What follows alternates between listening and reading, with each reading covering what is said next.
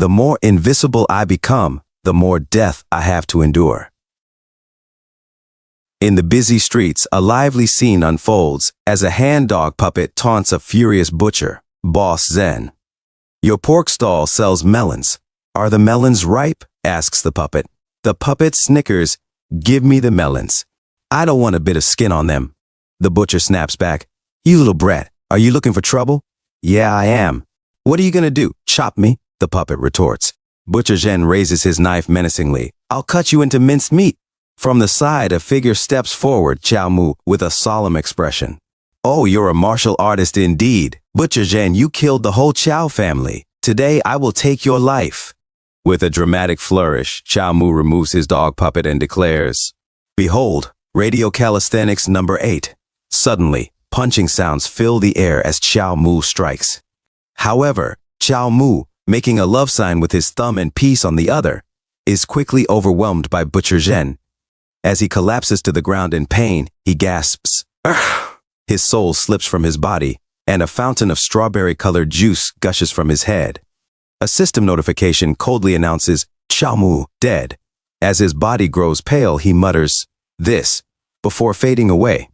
Butcher Zen, hopping onto a wooden horse with wheels, scoffs, Freak, I didn't hold back. A spectator shouts, He killed someone. Don't let him escape. Amidst the commotion, Chow Mu's body begins to glow as a mysterious energy emerges from his corpse. Nearby, Chow Mu hides in a corner, clutching his side. It hurts so much getting chopped alive. A few moments later, he sneaks back toward his body and murmurs, I died so horrifically. System, please let me level up more. He searches for his wallet and retrieves it, relieved. A system notification appears. Death rating. C skill points awarded. 10 skill points remaining. 27-day revive limit. 4 out of 5 skill increase costs. 5 points immortality punch skill mastery beginner. 100% other rewards. Increased aura. Chow Mu's eyes widen with excitement. Level C. This is my first C rating, and I immediately mastered the beginner immortality punch. Wait, this decreased my skill points. So, is this the correct way of using the system? Exchanging skill points for skill set mastery. 5 points gives me the beginner immortality punch. I wonder what the remaining 20 points can get me. System, max out immortality punch. The system responds, the host's rating is unqualified. Unlock failed. The system will distribute points randomly. Chow Mu complains, hey, isn't this basically encouraging me to die more? Sniffing his finger, still smeared with traces from his own corpse, he mutters. That's fine.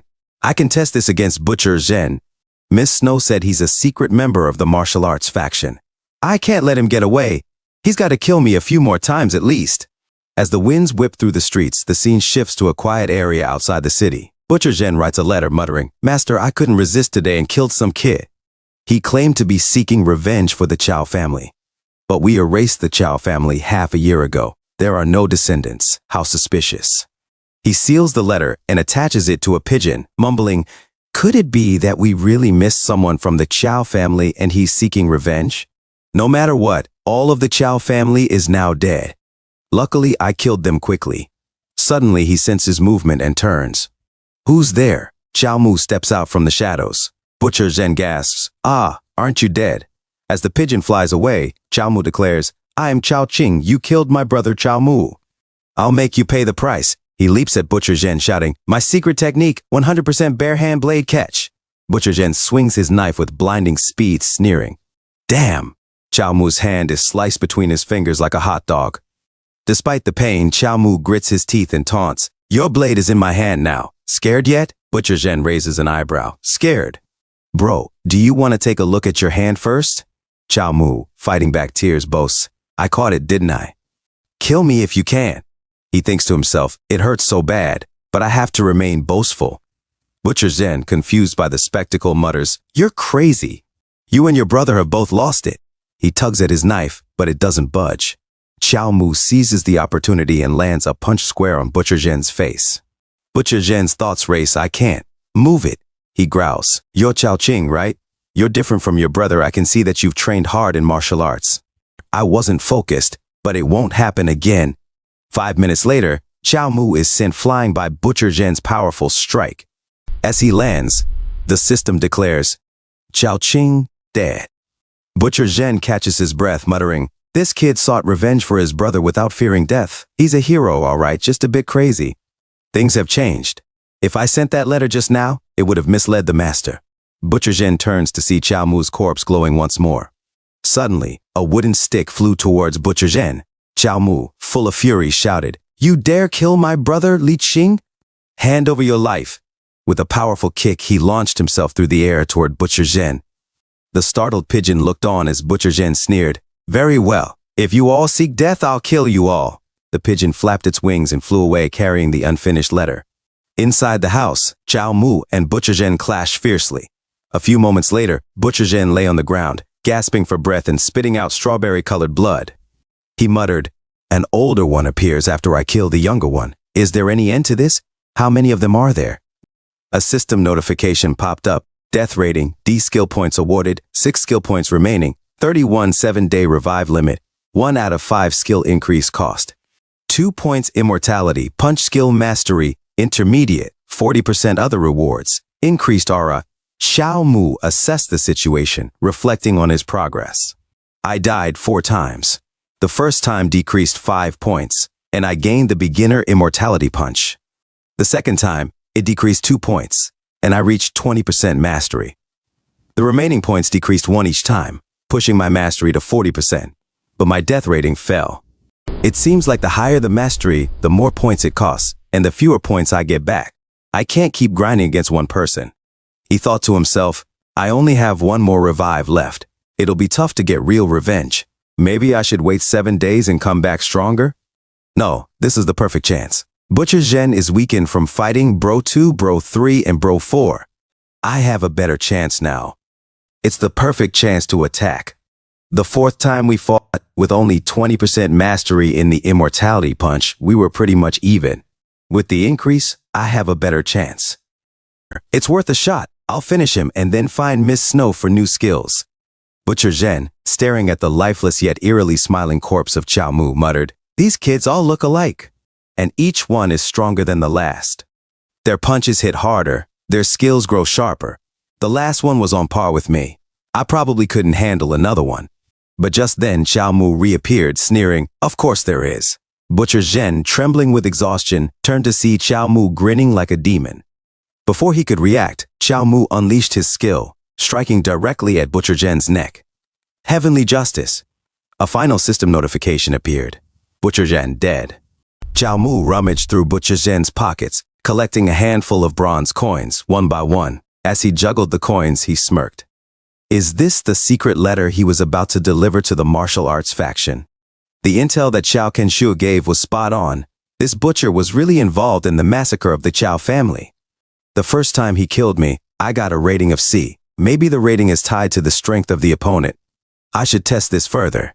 He glanced at another sealed letter and mused, I can't decipher this one. I'll let Miss Snow take a look. Maybe she can pull some valuable information from it. A few moments later, in the alleyways of outer Yan City, Chao Mu shouted towards a secluded house. Miss Snow, I'm back. Miss Snow, a mysterious woman veiled in elegance, opened the door slowly. She reached out and touched the brim of Chao Mu's hat, her expression wary. Where have you been? She asked sharply. Suddenly, her keen senses picked up something amiss. Wait, your voice, it's different. You're not Chao Mu. Chao Mu removed his hat and thought to himself, as expected from a blind girl, her senses are sharp. My aura and strength have changed. I become stronger. He pushed forward, trying to reassure her. Sis, it's just puberty. Everyone goes through it. Miss Snow raised an eyebrow skeptically. Is that so? I don't believe you. How can you prove you're Chao Mu? Chao Mu thought for a moment, then blurted out. Is Ning really not your surname? He hoped she would remember this peculiar question he often asked her. In a montage of past scenes, Chao Mu's voice echoed, Is Ning really not your surname? Spoken outside her house, whispered in passing, and giggled during idle chats. Miss Snow's tense demeanor softened as she recalled those moments. She leaned closer, pressing against Chao Mu and sniffing his scent. Chao Mu's thoughts raced with elation. I'm really a lucky guy. As he sat nervously, Eminem Snow finally said, It's really you. You still smell the same. She sat down, her expression serious. After the Chao family's demise, my eyes began to change, a sign that the divine sight is awakening. Soon, nothing will be able to hide from me. Don't even think about trying to deceive me. Chow Mu rolled his eyes internally. Divine sight? Yeah, right. But he outwardly responded, yes, yes, yes, I wouldn't dream of it. And don't forget, you're the last surviving member of the Chow family. The legendary martial artist spared you because of your talent. Chow Mu, determined and unyielding, looked at Miss Snow and said, Sis, when are you going to teach me the next chapter of the immortality punch? Miss Snow, keeping her composure, replied, Don't set your hopes too high too soon.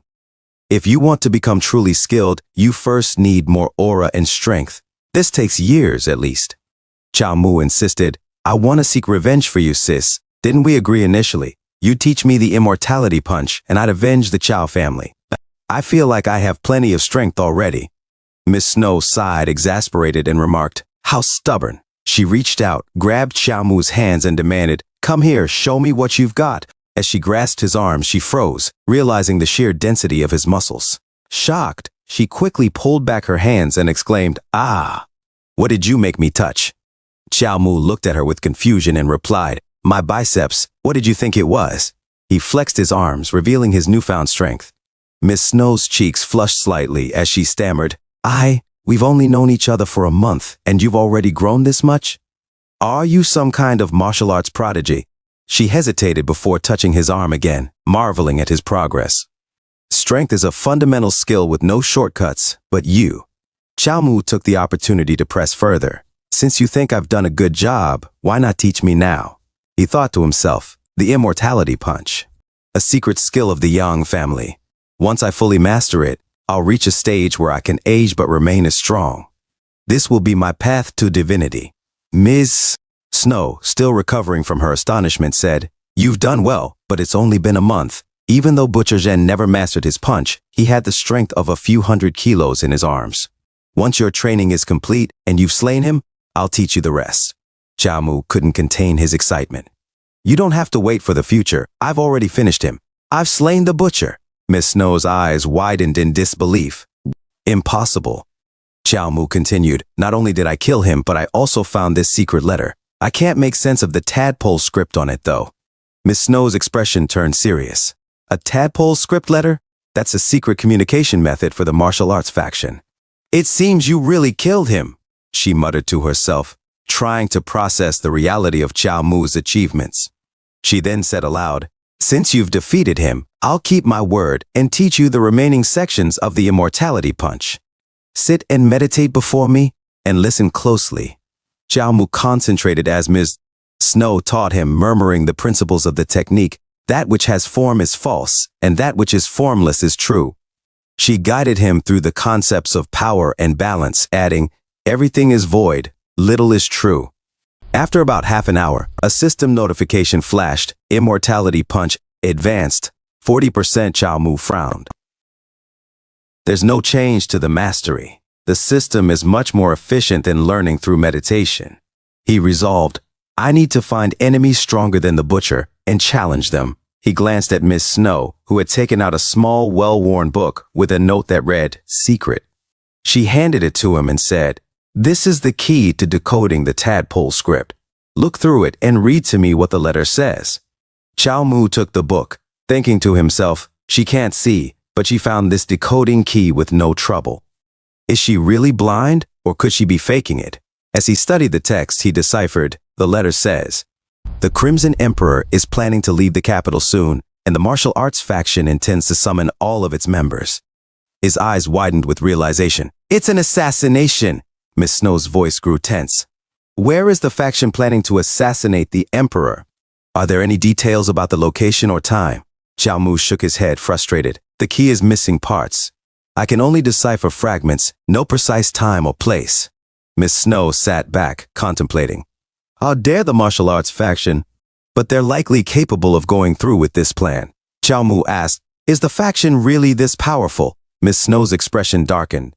I told you before that the faction, under the legendary martial artist, wiped out the entire Chow family, but I didn't explain why.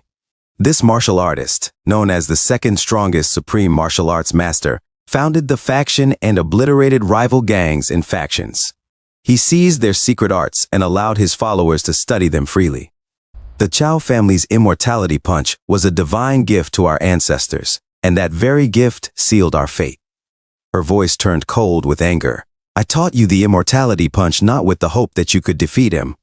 But one day, when your skills mature, you might be able to weaken him enough so that I can strike the final blow myself. Xiaomu watched as she trembled with barely restrained rage. Then he spoke up. I have an idea. Maybe I can somehow join the faction. Miss Snow looked at him in disbelief. Have you lost your mind? You want to join the faction? Xiaomu slammed his hand on the table, determination flashing in his eyes. I'll join the faction, work my way in, and take on the assassination mission for them. I'll turn the imperial court and the faction against each other. If I can't infiltrate them, I'll keep defeating their members and try to uncover the entire plan. When the time comes, I'll act as the assassin and provoke the imperial court's wrath, giving you a chance for revenge. Miss Snow shook her head, horrified. You're insane. A plan like that will get you killed. Xiaomu, his thoughts racing with the thrill of the challenge, smirked inwardly. This is my chance to become the Emperor's assassin. If I die while on such a mission, people will remember me. My death rating will be high. Plus, the faction, founded by the second strongest martial artist, holds countless secret arts. It's the perfect place to level up my skills. He turned to Miss Snow, his voice unwavering. Since the martial artist is as strong as you say, getting revenge is almost impossible. The most we can do is cause them some trouble. This plan is the best option. Miss Snow's expression grew pained. But you'll die. Xiaomu's face grew serious, masking his internal excitement. What's there to fear? He barely suppressed a chuckle, feeling the thrill of his risky plan. Miss Snow watched him closely, thinking to herself, there's no hint of deception, just excitement. He's really serious about this. But why would he risk his life like this? The immortality punch isn't worth dying for. What more could he want? Her mind wandered to a shocking thought. Could it be? He wants my body. Seeing her expression, Xiaomu raised an eyebrow. What are you thinking about now? Blushing, Miss Snow stammered. I owe you a great debt of gratitude. Is there nothing I can do for you? She felt her hand tremble as she mentally scolded herself. Like a true warrior, Xiaomu. How could I even think such thoughts? I shouldn't have. Xiaomu turned away, leaning casually against the door and smirked. Doll, there is something that only you can do. Miss Snow's eyes widened. What is it? He pointed at her, a teasing grin playing on his lips. Hey, it's a secret. Miss Snow blinked in confusion, then sighed, half in relief and half in exasperation. Okay. Xiaomu shifted gears, his tone sharpening. That's enough. Do you know of any other members of the martial arts faction nearby? Miss Snow straightened and answered quickly. Yes, the Lord of Yan City, Guo Yan. Elsewhere in the streets of Yan City, chaos reigned. A young man with a sinister smirk whipped people with his guards at his side. That bastard from the Guo family is here. Run away, one man shouted, scrambling to flee. A panicked friend pleaded, Young Master Guo, please spare me. A guard announced arrogantly, Young Master Guo is passing by. All scramble. Young Master Guo's gaze swept the streets until it fell upon a young woman with a sword. He pointed and barked, Bring that beauty over here. The girl drew her sword defiantly, her eyes blazing. How dare you, you shameless brat. I'd rather die than follow your orders. Two shirtless, muscular guards grabbed Jiang Lang, the girl's companion, who was just as shocked as the girl. Sir, the young master is summoning you, they said with an eerie calm. Jiang Lang blinked, baffled. Huh? The girl, trembling, realized something with dismay. The beauty he's referring to. Is Jiang Lang?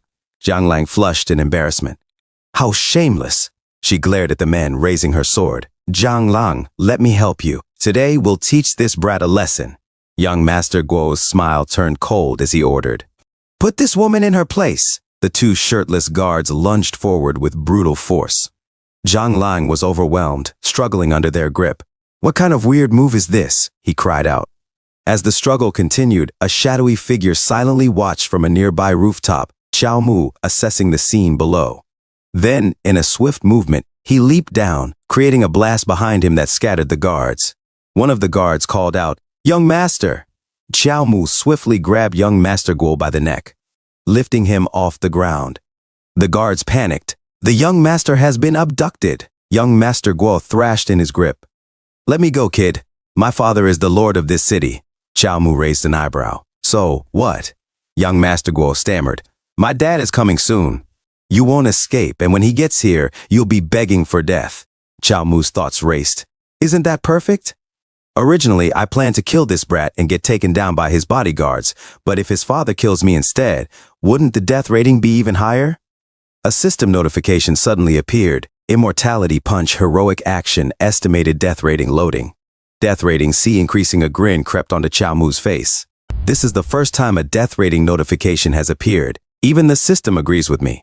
Meanwhile, Zhang Lang called out, "Thank you, hero, for helping us. But this man is too powerful. We don't want to get you in trouble. Please leave now." But Chao Mu ignored the plea and slapped young Master Guo's face repeatedly. The guards cried out in dismay, "Young Master!" The girl, perplexed, muttered, "Hero?" Chao Mu, holding young Master Guo firmly, growled, "Don't you dare move or I'll kill him." Young Master Guo's defiance crumbled into desperation. "Please spare me. This whole city belongs to my family. Whatever you want, I'll give you. Just don't kill me." Chao Mu leaned in closer, his voice turning cold and deliberate. "Don't surrender now. Get your dad over here." He struck young Master Guo's face again, sending a resounding slap through the air. In the distance, the sound of galloping hooves approached rapidly. Chao Mu turned to see a large group of riders arriving, led by a stern-faced man. Young Master Guo, bruised and desperate, cried out, "Dad!" Chao Mu's eyes narrowed as he identified the newcomer. "He's Guo Yan. He looks formidable." Guo Yan's voice boomed like thunder. "Shut up!" Chao Mu observed him closely, noting the power in his aura. Guo Yan has clearly mastered martial arts. He can generate such force with just a single shout. Guo Yan's eyes scanned Chao Mu critically. This kid's aura is weak. He's only a beginner martial artist. But for him to lift a person so easily, his arm strength is impressive. Chao Mu locked eyes with the Lord of Yan City, while Guo Yan revealed a pulsing purple aura that enveloped him like a shroud. The confrontation was just beginning. As the guard behind him prepared to move, Chao Mu's focus sharpened. He could feel the immense pressure from Guo Yan's aura weighing heavily on him, making his body ache with a throbbing pain. Sweat dripped down his face as he tightened his grip around young Master Guo's neck and barked, "Stop!"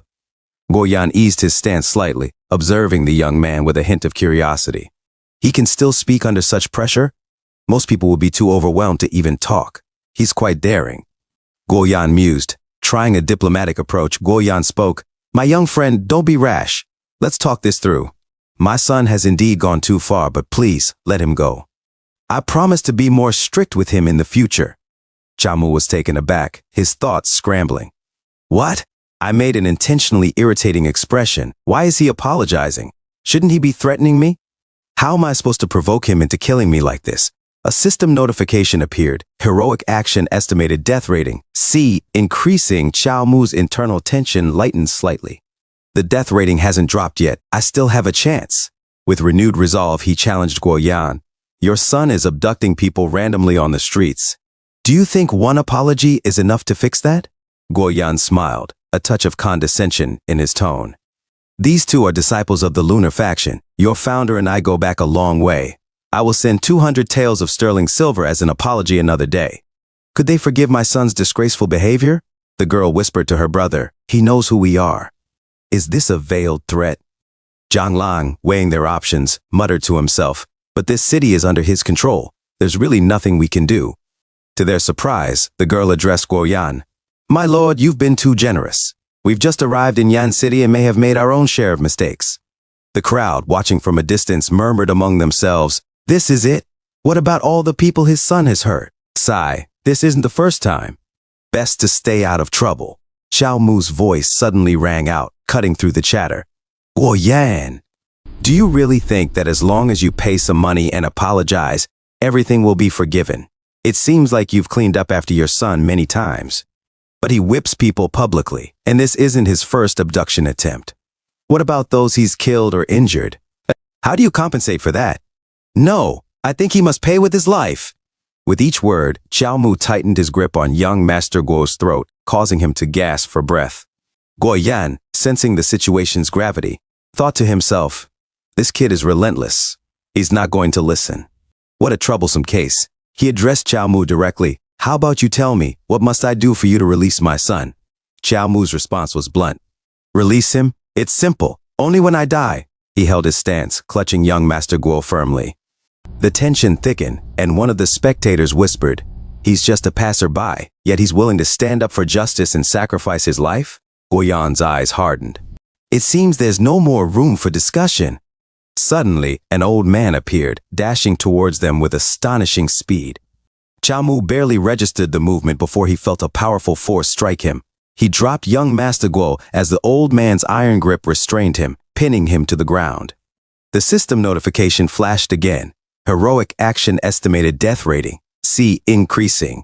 Despite his dire situation, Xiaomu felt a rush of excitement. "Let's go! My first high-rated death, here I come!" But as Guo-yan approached, his expression shifted. "Kid, what is your name?" With a fierce determination, Xiaomu declared, "I'm Xiaomu, and I have no one backing me up. Kill me without any worry." His thoughts raced. "Come on, do it! What are you waiting for?" But Guo-yan, to Xiaomu's utter shock, responded with calm admiration. "You're quite the daring one indeed. Release him." The old man and Xiaomu were both caught off guard. Guo-yan continued, "Xiaomu, you're very brave and clearly not an ordinary man." Xiaomu's heart sank. "No, what's wrong with this script?" Guo-yan offered, "If you wish to join my army and serve your country, report to my estate anytime." Xiaomu's inner frustration bubbled over. "I was ready to die. Why is he offering me a job?" Young Master Guo, still shaken, was helped to his feet by one of the muscular guards. He whined, "Dad!" With a sharp slap, Guo-yan snapped, "Shut up! I've been too lenient with you. Guards, take him back." Mounting his horse, Guo-yan glanced back at Xiaomu, his expression serious. "Xiaomu, if you're interested, come find me at my estate anytime." As the wind swept through the scene, Xiaomu stood there, stunned and defeated by the unexpected outcome. He felt like his resolve had turned to stone, unmoved and unfulfilled. In the crowd, a boy remarked, "The young master may be spoiled, but the Lord seems to have some sense." His friend agreed, "The Lord is quite forgiving. That warrior is lucky to be recognized by him. If he joins the Lord's army, he'll have a stable future." Xiaomu, unable to contain his frustration any longer, let out a wail, his voice trembling with bitter disappointment. He cursed the sky and cried, "We've been playing this game for so long. The atmosphere was perfect. I even had my final words ready. So why am I still alive? They're truly evil, these two, refusing to kill me."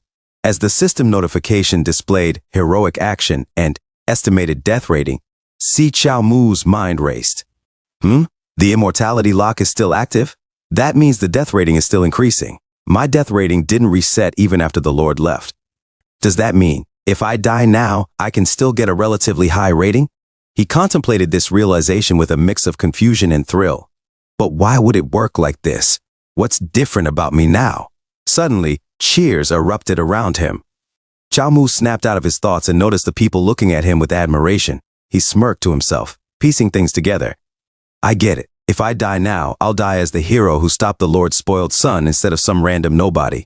So, this is how the system works. The more fame and recognition I gain, the higher my death rating.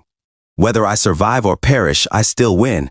Imagining his glorious end, the system's notification rang in his head. Death rating, SS rank. Xiaomu's eyes gleamed with excitement. It'll be a high-quality, epic death. As he lost himself in daydreams, Zhang Lang, standing nearby, observed Xiaomu's strange expressions and mumbled, "What's going on with him?"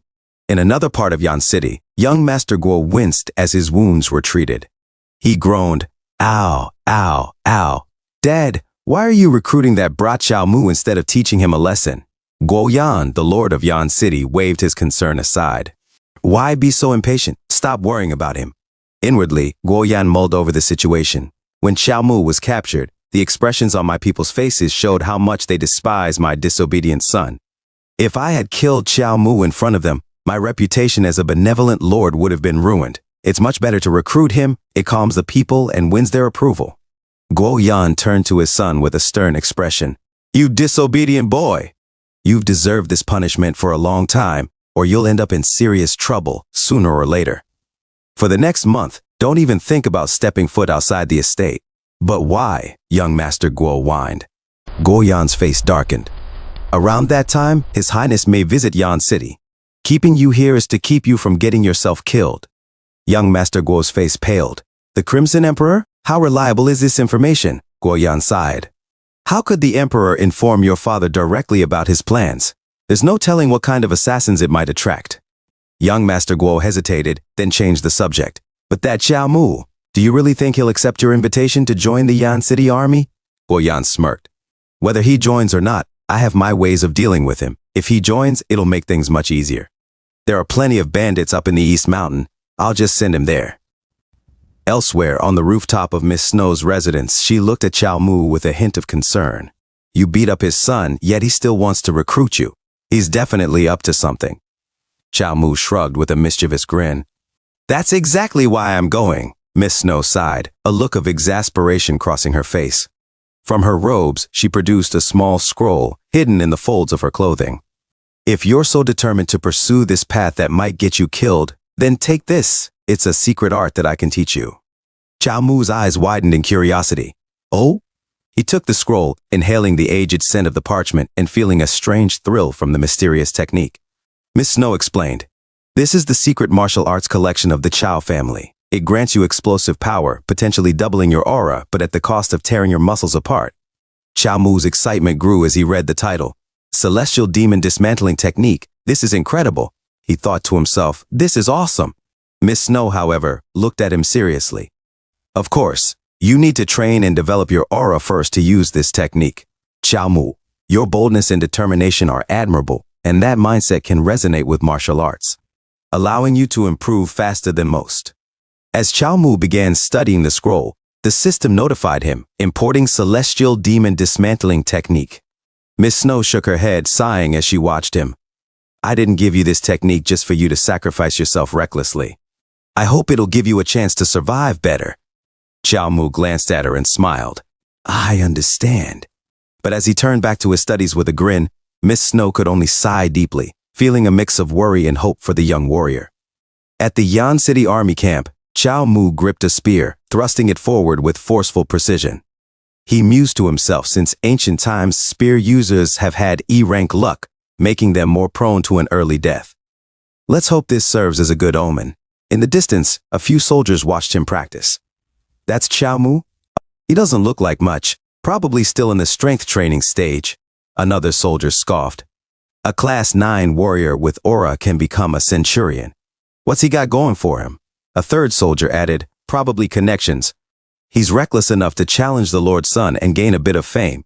The Lord, being all magnanimous, praised his courage and made an exception for him. Just watch, he won't last long in the harsh battlegrounds. As Xiao Mu continued his training, a system notification flashed, Immortality Punch. Aura training phase advanced at 40% Spear Mastery Beginner, at 100% Celestial Demon Dismantling Technique Beginner. At 100%, Xiao Mu felt a surge of satisfaction and thought, I've learned a new skill. Now when do I get to die and level up? Just then, a voice called out from behind him. Hey kid, I heard you're looking to buy some martial arts books? Xiao Mu nodded and said, yeah, Mr. Yellow, you got them? The soldier looked a bit puzzled. Boss, I'm Mr. White. His friend nearby chimed in teasingly, your teeth are so yellow, why do they call you White? The friend laughed and continued, ha ha, I'm calling you Mr. Yellow from now on. Mr. White, now begrudgingly known as Mr. Yellow, waved them off. Shoo, I don't have time for you guys. He turned to Xiao Mu, more serious now. Boss, I've got a physical technique here. You interested? A physical technique? Xiao Mu asked, intrigued. He thought to himself, I haven't obtained aura yet.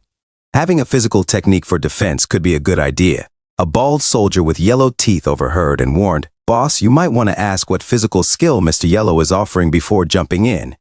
Xiao Mu raised an eyebrow. What is it? Mr. Yellow grinned, flashing his stained teeth. Dong. Xiao Mu's mind conjured up a bizarre image, a man attempting to cut through an impossibly tough object, only to have his blade snap in two and a shard lodge itself in the man's bald head. Xiao Mu smirked and announced confidently, Xiao Mu love to study various martial arts. I'll take this iron crotch technique. Oh, name your price. He thought to himself, the crotch area is a vulnerable spot. Gotta make sure it's well protected. Mr. Yellow shook his head. Boss, don't worry about the money. Consider this iron crotch technique a gesture of respect. His face suddenly darkened as he looked back, remembering something painful. He spoke quietly to Xiao Mu. 4 months ago, my pregnant wife was whipped by the young Guo master. We couldn't save the baby. My wife barely survived, but she's still weak. Boss, you avenged me, so I owe you one. Xiao Mu's expression softened. I didn't do it for a favor. I won't take your technique for free, and I'll find a way to pay you back in the future. Mr. Yellow shook his head with a bitter smile. Pay me back? This is me paying you back. Just then he glanced toward the camp. Boss, Lieutenant Chu is looking for you. Xiao Mu took the scroll containing the technique with a quiet nod. A soldier ran toward them, and Xiao Mu smiled silently to himself, feeling a mix of anticipation and determination. A short while later, at the camp, Lieutenant Chu briefed Xiao Mu about their mission. On the East Mountain, there's a savage man named Song He, known as the Thief King. He held up a miniature flag, then dropped it with disdain. He's a mere thief, and he dares to call himself a king. What a joke! Xiao Mu listened intently as Lieutenant Chu continued. Song He has stolen silver from the imperial court and countless other valuables. He's behind hundreds of crimes in just 6 months. He's also extremely lustful, kidnapping many women. Some of the lucky ones return, but those who aren't so fortunate, they die in his pigsty. Lieutenant Chu's voice trembled with anger, his eyes glistening as he thought of the victims. Xiao Mu's own expression hardened, fury blazing in his eyes. He's a savage beast. This thief must be removed. We must do it. Lieutenant Chu nodded. Yes, so I've prepared a 1,000-man army. In 5 days, we will go and attack him. I've heard that you're extremely courageous. You'll lead the charge in this battle.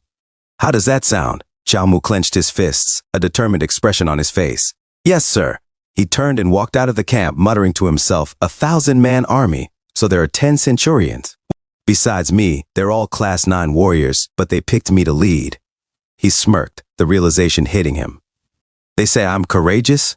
What a stupid excuse. It must be the Lord's scheme. Looks like it's finally time to die and level up. A wild laugh escaped him as he exited the camp. Lieutenant Chu watched him go, muttering under his breath, is this kid dumb or actually confident? Why would he agree so easily? I have to be careful. I can't mess up the Lord's orders. 5 days later, at the East Mountain, Mr. Yellow led the way. Boss, I know this area pretty well. Should I guide us? Xiao Mu nodded. Sure, but stay cautious. If anything feels wrong, hide behind me immediately. Mr. Yellow grinned. Boss, you're the kindest person I've ever met. Don't worry, I won't be a burden. Xiao Mu's tone grew stern. That is an order. Mr. Yellow nodded quickly, and Xiao Mu thought to himself, finally, I get a chance to die. I can't let him mess it up. As they moved through the dense underbrush, Mr. Yellow casually swung his blade through the tall grass. He turned to Xiao Mu, a nostalgic look in his eyes. Boss, did you know my son is so strong he can lift a 150-kilogram stone and he's only 15? What were you like at that age? Xiao Mu's expression turned dark as he recalled a memory. The Butcher Zhen. He killed me 4 times. When I was 15, I got killed by Butcher Zhen. Xiao Mu replied with a wry smile. Mr. Yellow snorted, waving off the statement. Aha! I call bullcrap. Xiao Mu rolled his eyes. Shut up and lead the way. But just then, Xiao Mu's keen senses picked up something in the distance. He tensed and muttered, Without warning, arrows rained down on them. Xiao Mu acted quickly, kicking Mr. Yellow out of the way. The soldier let out a surprised grunt. Urgh! Facing the incoming barrage, Xiao Mu swung his spear in a wide arc, shouting, Tornado decimates trailer park. He spun the weapon rapidly, creating a makeshift shield that deflected many of the arrows. But as the chaos died down, Xiao Mu found himself pierced by several arrows. He staggered back, gritting his teeth. Those TV shows are definitely fake. He thought bitterly, trying to maintain his balance. Nearby, a soldier called out in confusion, Boss! Suddenly, 3 bandits leaped out from the shadows, weapons drawn, and rushed toward the disoriented group. As Mr. Yellow Teeth stared in shock, Xiao Mu's gaze sharpened on the approaching figures. Thieves! I finally see the thieves! That means I'm going to die soon. The immortality lock glowed again, pulsating with energy. It seems the better I fight, the higher the death rating. No one can stop me from dying today. Follow me, I'll lead you guys, Xiao Mu shouted, pushing forward into the fray. The battle erupted as they clashed with the bandits. One soldier blocked an attack, exclaiming, Wah! Meanwhile, Xiao Mu thrust his spear into 2 bandits, swiftly stepping on one to retrieve his weapon and continuing his advance. From a distance, a soldier remarked, He's brutal against them. The bandits, realizing they were outmatched, began to flee, screaming, "Ah!" Chow Mu scoffed. Is this all you've got?" He glanced over his shoulder, grimacing as he pulled an arrow from his arm. "Give me some medicine to stop the bleeding." "Boss, you blocked 3 arrows for me. I, Mr. Yellow, have nothing to repay you with," Mr. Yellow exclaimed, slamming his head against the ground in gratitude. No, that's not necessary," Chow Mu replied, waving him off. After a brief treatment, Chow Mu remarked, "Yeah, these thieves are indeed weak. I wanted to die, but they're just too pathetic. I've got to try harder next time." The bald monk chimed in, "Boss, is this how you repay Mr. Yellow?" "What? Do you have something to give me too?" Chow Mu retorted. "I didn't bring it, but I'll give it to you as soon as we get back to town." A general willing to shield his soldiers is too rare these days. "Mr. Yellow's life is in your hands," the bald monk said earnestly. Mr. Yellow resumed, slamming his face on the ground, thanking Chow Mu. "Don't worry about it. Help me get rid of these thieves first," Chow Mu urged. A few moments later, as they approached a cliff, Chow Mu observed, "The valley is narrow, but the trees inside are tall. They've probably set traps and ambushes ahead. If we go any further, it'll be dangerous." "Mr. Yellow, does this valley have a name?" Mr. Yellow shook his head. "No. Why?" Chow Mu wrote something on a tree. "I'm calling it Valley of the Fallen Tree then." What a fitting name, he thought. "Now, where should I die later?" Mr. Yellow chuckled. "Are you here to fight or take a vacation?" Suddenly a voice rang out. "Chow Mu! Why aren't you moving ahead? Didn't I tell you to lead the way? We were just ambushed by thieves." "There's a valley up ahead, likely filled with more ambushes," Chow Mu replied. "That's your job," Lieutenant Chu snapped back. "Ambush or not, it's none of your concern. If there really is an ambush, we will come to assist you. I see that you're just scared of battle, or are you refusing orders?" Lieutenant Chu said to himself, "It's better if he's refuting. I can kill him immediately and finish the Lord's task." Chow Mu said, "I'll obey." Lieutenant Chu was confused. "Lieutenant Chu, I truly thank you," Chow Mu thought, his expression shifting. "From now on, we'll be good bros." Just then, Chow Mu's wound squirted blood, prompting Mr. Yellow to point at it in alarm. "Boss?" Without hesitation, Chow Mu muttered to himself, "Getting killed for not obeying the orders of a Class 8 lieutenant sucks. I'll become the man who died fighting thieves. Once I level up, I'll come for you." Suddenly, he fell silent as thieves jumped toward them. "There are 1,000 thieves here. We don't have enough people," Mr. Yellow exclaimed, panic rising in his voice. "What are you waiting for? Run!" Chow Mu shouted. They started to retreat, but Mr. Yellow insisted, "Boss, risking his life to protect us. Let's also go back," the bald monk urged. Chow Mu, however, stood firm, facing the bandits alone. "Leave and don't come back. That is an order." Mr. Yellow and the bald monk exchanged puzzled glances. Then a shout echoed from the cliff. "Do not run. Those who refuse shall be killed," Lieutenant Chu added. "So that's how it is. My soldiers must die alongside me?" Chow Mu thought darkly. "Charge! Boss, if we die together," Mr. Yellow shouted, rallying his courage. Suddenly, Chow Mu hit Mr. Yellow on the side. "Piss off! You don't want your wife to be a widow, right? You don't want your kid to get bullied in the future. But we can't let you die here alone," Mr. Yellow protested. "If you don't want to die, then stop giving me this bullcrap," Chow Mu retorted, bracing himself for the incoming arrows and running toward the bandits. "Boss," Mr. Yellow called out, "the things you cannot do, I will do. The things you don't dare to say, I will say. You guys shall not die," Chow Mu declared, determination burning in his eyes. An arrow struck him in the heart, yet he remained standing as the thieves charged. "So I will die first," he yelled defiantly as he launched himself at the bandits, landing a devastating blow that shattered one thief's eggs. "Don't be a coward. Come at me," Chow Mu shouted, his voice fierce. "More, give me more," he thought, throwing himself into the fray, ready for whatever came next. He thought to himself, "I can feel a certain strength within me." His eyes blazed crimson red as other bandits jumped towards his back. "It's emerging," he realized, making the thieves fly away with a powerful wave of his hand. Chow Mu struck a fighting stance. From a distance, Lieutenant Chu observed, "Aura? This kid obtained aura. A warrior who acquires aura by the age of 20 must be incredibly gifted. How many extra breaths can he take before he goes down?" Suddenly, Chow Mu swung his spear with precision, drawing Lieutenant Chu's attention. "Wait, he just obtained his aura. How could it possibly be so strong?" No, this is some type of explosive martial art. I see. He used the celestial demon dismantling technique. Ha ha ha ha. There's no turning back for him now. He's dead for sure. Boss, Mr. Yellowteeth shouted, his voice tinged with despair. Chow Mu lowered his spear, shockwaves forming around him. Get lost, he commanded, causing Bald Monk and Mr. Yellowteeth to shield their eyes. He stood resolutely, declaring, As long as I, Chow Mu, stand here today, don't you dare cross this line. A thief yelled, Everyone, charge. Don't be a wimp. And they all rushed at Chow Mu. Chow Mu smiled, ready to face them, and used his spear to slice through the oncoming attackers. Bald Monk and Mr. Yellowteeth watched in awe as Chow Mu sacrificed himself for their safety.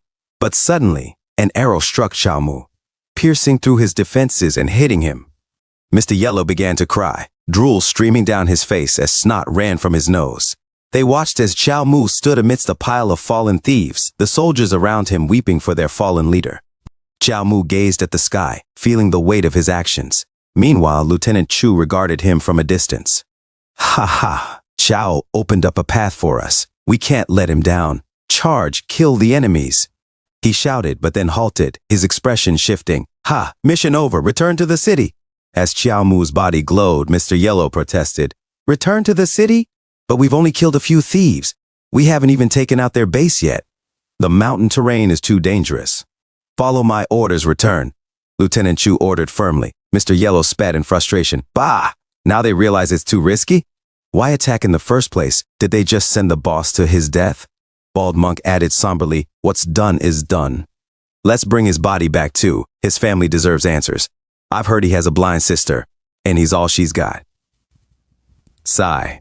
A few moments later, Bald Monk said, Rest in peace, boss, as they gently recovered Chow Mu's body.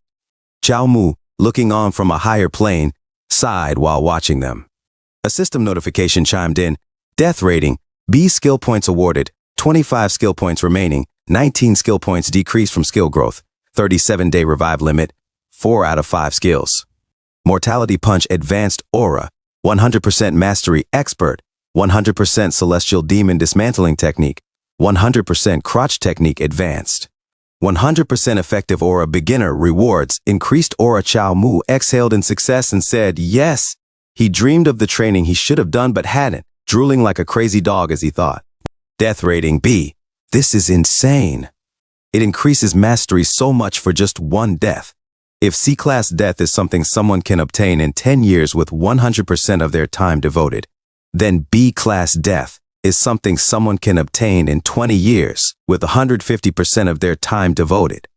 This is awesome. I wonder what an A-class death would be like. Heh. Suddenly, he noticed something and thrust his spear with newfound dexterity and precision, instantly stabbing an ant in its back and killing it without spilling its guts. A high-quality death brings so many additional benefits, he mused as the ant's soul emerged from its body. Now I will have to thank my bro who killed me. Lieutenant Chu felt a chill run down his spine, shivering. Brr, it gets cold so soon. A few moments later, he looked at a tree nearby and noticed words carved into it. Valley of the Fallen Tree? Mr. Yellow exclaimed. The boss left it here, Bald Monk cried. The boss suspected an ambush before going in, but he couldn't refuse orders. Perhaps he knew he was going to die then. Boss sacrificed himself for us, Mr. Yellow wailed, his heart heavy with grief. Lieutenant Chu called out, Hey, what are you guys carrying? As he dismounted from his horse. Sir, it's just the body of Centurion Chow Mu, Mr. Yellow replied, his voice trembling. Chow Mu's corpse? Lieutenant Chu echoed, incredulity etched on his face. This son of a witch. There's no way he's allowing this. Chow Mu died honorably while fighting thieves. His body shouldn't be left exposed in the wild. Once we return to Yan City, I'll personally see to his funeral arrangements, Lieutenant Chu declared. It's all your fault, Mr. Yellow thought bitterly. Lieutenant Chu mused to himself, Chow Mu took down so many thieves, yet all the credit falls to me. I really ought to thank him for that. Hopefully, more of these hot-headed kids join the army. Now, with the Lord's order complete and the young master satisfied, I'll leave the corpse to them for disposal. Maybe the Lord will promote me. Oh right, doesn't Chow Mu have a sister? Don't worry, I'll take good care of her for you. Suddenly, a spear pierced through Lieutenant Chu's neck, and he spat out strawberry juice as he collapsed to the ground, crying out in pain. He trembled as he gazed up at the cliff above, where he saw a figure resembling Chow Mu, Tears streamed down his face as he shivered in fear. A system notification echoed in his mind, Lieutenant Chu, dead. An attack! A soldier shouted, panic rising in the ranks. Who is it? Show yourself! Another soldier yelled, confusion spreading through the group. Bald Monk and Mr. Yellow Teeth were sweating, and Mr. Yellow said, "The shadow on the mountain just now. Did you see it?" They turned to look at Xiao Mu's corpse. "I saw it," Bald Monk replied. "It's the thieves' ambush." Mr. Yellow nodded. "Right, it's the thieves." A soldier shouted, "The thieves are back, they're too strong." Panic spread as they all abandoned Lieutenant Chu. "Retreat!" they cried in unison. Xiao Mu laughed from the cliff, feeling exhilarated. "This is insane!" Lieutenant Chu was a Class 8 warrior, and he didn't even sense my attack. After the B-Class death, I now exceed Class 8. I was able to control the celestial demon dismantling technique, and used it the moment I released the spear, resulting in a broken arm, but not my death. This type of self-sacrificing one-shot skill is literally built for me, he chuckled darkly. And I killed Lieutenant Chu. These soldiers will definitely search for the killer, and I'll die again. Suddenly a soldier shouted, "The thieves are here." Xiao Mu felt a rush of anger. "Ha, they're escaping? Why are they escaping? I already thought of my script." He paused, contemplating. "Wait!" He heard Mr. Yellow's voice calling out, "The thieves are back again." "Isn't that Mr. Yellow's voice?" he thought, exasperated. "Damn you, Mr. Yellow. I sacrificed my life for you, and you won't let me die." Imagining his dreams of a carefree existence slipping away, he slammed his fist into the ground, shattering it. "Oh, with you yelling, everyone thinks the thieves killed Lieutenant Chu, not me. How will I increase my rating?" However, he realized the thieves were indeed nearby. How convenient. With blood dripping from his arm, he shouted, "You retreated just to ambush me. Come at me. None of the Chow family are cowards. I will not bow down to you thieves. I'm already half paralyzed and easy to kill. Please just kill me already," he thought, feeling the desperation creep in. The thieves trembled, sweating in fear as they saw Xiao Mu, who they believed had died earlier. They all began to run. "It's a ghost. Hey, didn't you die already? I shot an arrow at you before. Why don't you have a wound?" one of them shouted. Xiao Mu sprinted toward them, calling out, "Don't be scared. I'm already dead." "I'm my brother, Xiao Lin." "What the freak? Do you know what you're saying?" a thief questioned. "I'm my brother?" Xiao Mu corrected himself. What I mean is, you killed my brother Xiao Mu. I'm here to avenge my brother," one thief remarked. "He does look a bit older. I also saw him kill his own captain. Do you really believe him? He's a ghost who wants our lives," another thief countered. "Please spare us. Stop following us," a third thief cried, praying as they ran. Suddenly, they halted in their tracks. Xiao Mu looked at them, puzzled, when a dark figure emerged, its eyes glowing red. "It's the boss," the thieves shouted in terror. "Boss, help us. There's a ghost." Xiao Mu ran faster. "Thief King?" Getting killed by the thieves got me a B-class rating. If I get killed by the Thief King, it'll surely be an A-class for sure. "Wang Song-hee, I'm here to avenge my brother," Xiao Mu called out. Thief King Wang Song, he stomped the ground, causing Xiao Mu to stop in his tracks. The Thief King mused. "You're the Thief King, Song-hee?" Xiao Mu asked, looking at him seriously. Thief King Wang Song. Warrior Xiao Mu was shocked as Wang Song. He introduced himself, saying it's Thief Wang Song. Wang is my last name, and Song, he is my first name. Xiao Mu was silent, and Wang Song, he laughed. He laughed, a harsh sound, then coughed up blood. Xiao Mu thought to himself, the thieves' leader is a weak scholar. He's got to be faking it. The thief said, "Boss, he said he's Xiao Lin, the brother of that centurion Xiao. He also killed that lieutenant." Thief King Wang Song, he fixed a serious gaze on Xiao Mu. "Oh?" Xiao Mu stepped back, feeling a rush of unease. Thief King Wang Song, he chuckled heartily. "Ha ha, Centurion Xiao is a brave man. I respect that. Likewise, you who killed Lieutenant Chu are witty and brave. Would you be interested in joining the East Mountain and accomplishing great things with me in this time of chaos?" Xiao Mu was taken aback and confused.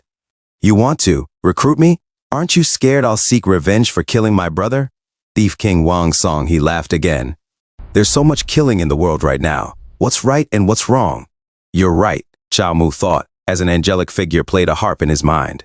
But suddenly, the demon within him snapped, and he exclaimed, "But a great warrior should live with no regrets." How can I spend my life robbing people and hiding in the mountains? His inner demon retorted, you can be a thief if you want, but don't try to brainwash me. I, Chao Mu, am just a death-rating grinding machine. Please just kill me already. They all stood in silence, the thieves glancing at each other, bewildered. What is this guy saying? One whispered. Is he looking down on us? Another asked. All he did was kill some lieutenant, a third pointed out.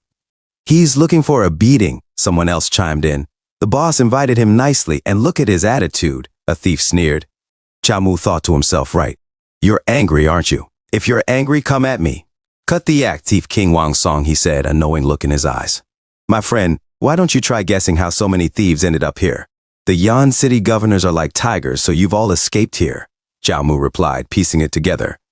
Chao Mu thought to himself, that reminds me, I was a beggar at one point too. Thief King Wang Song, he nodded, saying, the governors are like tigers. Brother Chao, those are wise words indeed. It is truly hard to survive in these chaotic times. Ha! Of course, Chao Mu replied, feeling a sense of camaraderie. This mountain is a safe haven, built on the courage of our warriors. Though formless, that courage scares away attackers, breaking their spines, Wang Song he declared, drawing his sword. I, Thief Wang Song he, wish to be the man who protects this mountain. Brother Chao, I'll ask you one last time, will you join me in fighting for a better life for the people? He pointed his sword toward Chao Mu. I refuse. Your words are great, but whether you are a rebel army or just thieves depends on what you do, not what you say, Chao Mu replied firmly. Would you come to our base and see what we actually do? Thief King Wang Song he asked. That sounds good, Chao Mu conceded, but internally he thought, although he's recruiting me, if I go to their base and still refuse, they won't let me out alive. I'm going to die again. 15 minutes later. Compared to a thief's base, this is more like a villa. Why are there elders and kids here? Chao Mu asked, observing his surroundings. They're all homeless people. We met them and brought them back, Wang Song he explained. The flourishing appearance of Yan City is merely a facade created by Lord Guo. Many of the old and weak were removed from the city by him. However, the suffering of the people is not solely his fault. After His Highness lost the war, the Crimson Nation began to shrink. His Highness is now focused on pleasing the divine, so the people under him have started to step out of line. I've heard a bit about the divine before. Can you tell me more? Chao Mu inquired. Wang Song he responded, looking at your fights, you're using the immortality punch? You're a descendant of the Chao family, and you've never seen the divine? You know about the immortality punch? Are you a part of the martial arts faction? Chao Mu asked, intrigued. Ha ha ha ha ha. The immortality punch is quite unique. It's not just the martial arts faction that can read your style. Brother Chao, let's talk in private. Inside the village, Thief King Wang Song, he showed Chao Mu a statue. This is a divine being. A statue? Chao Mu asked, confused. No, this is someone who trained to become a divine being, Wang Song he clarified. I kind of get this world now. I feel like I've wasted my time training as a warrior and not a sage. Chao Mu thought to himself, there is a great skill gap between warriors and sages. Could my iron crouch technique hold up in battle? The divine beings and us humans are actually the same race, Wang Song he continued. Chao Mu suddenly envisioned himself dying peacefully, but Wang Song he interrupted, saying, but the divine is too proud to acknowledge that. They hire humans to farm divine plants and take in believers for support. However, they actually never bless people, seeing them as mere workers. If humans don't obey, they'll get killed in an instant. The funniest part is that many humans don't even realize this and will work for the divine their entire lives, Wang Song he added. As Chao Mu thought about a government official saying, working overtime is a blessing? Young people should just follow. He became increasingly frustrated. What type of capitalist act is this?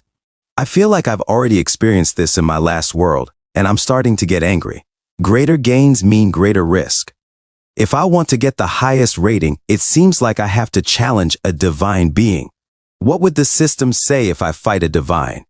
I should try. Suddenly, Chao Mu jumped up, startling Thief King Wang Song he.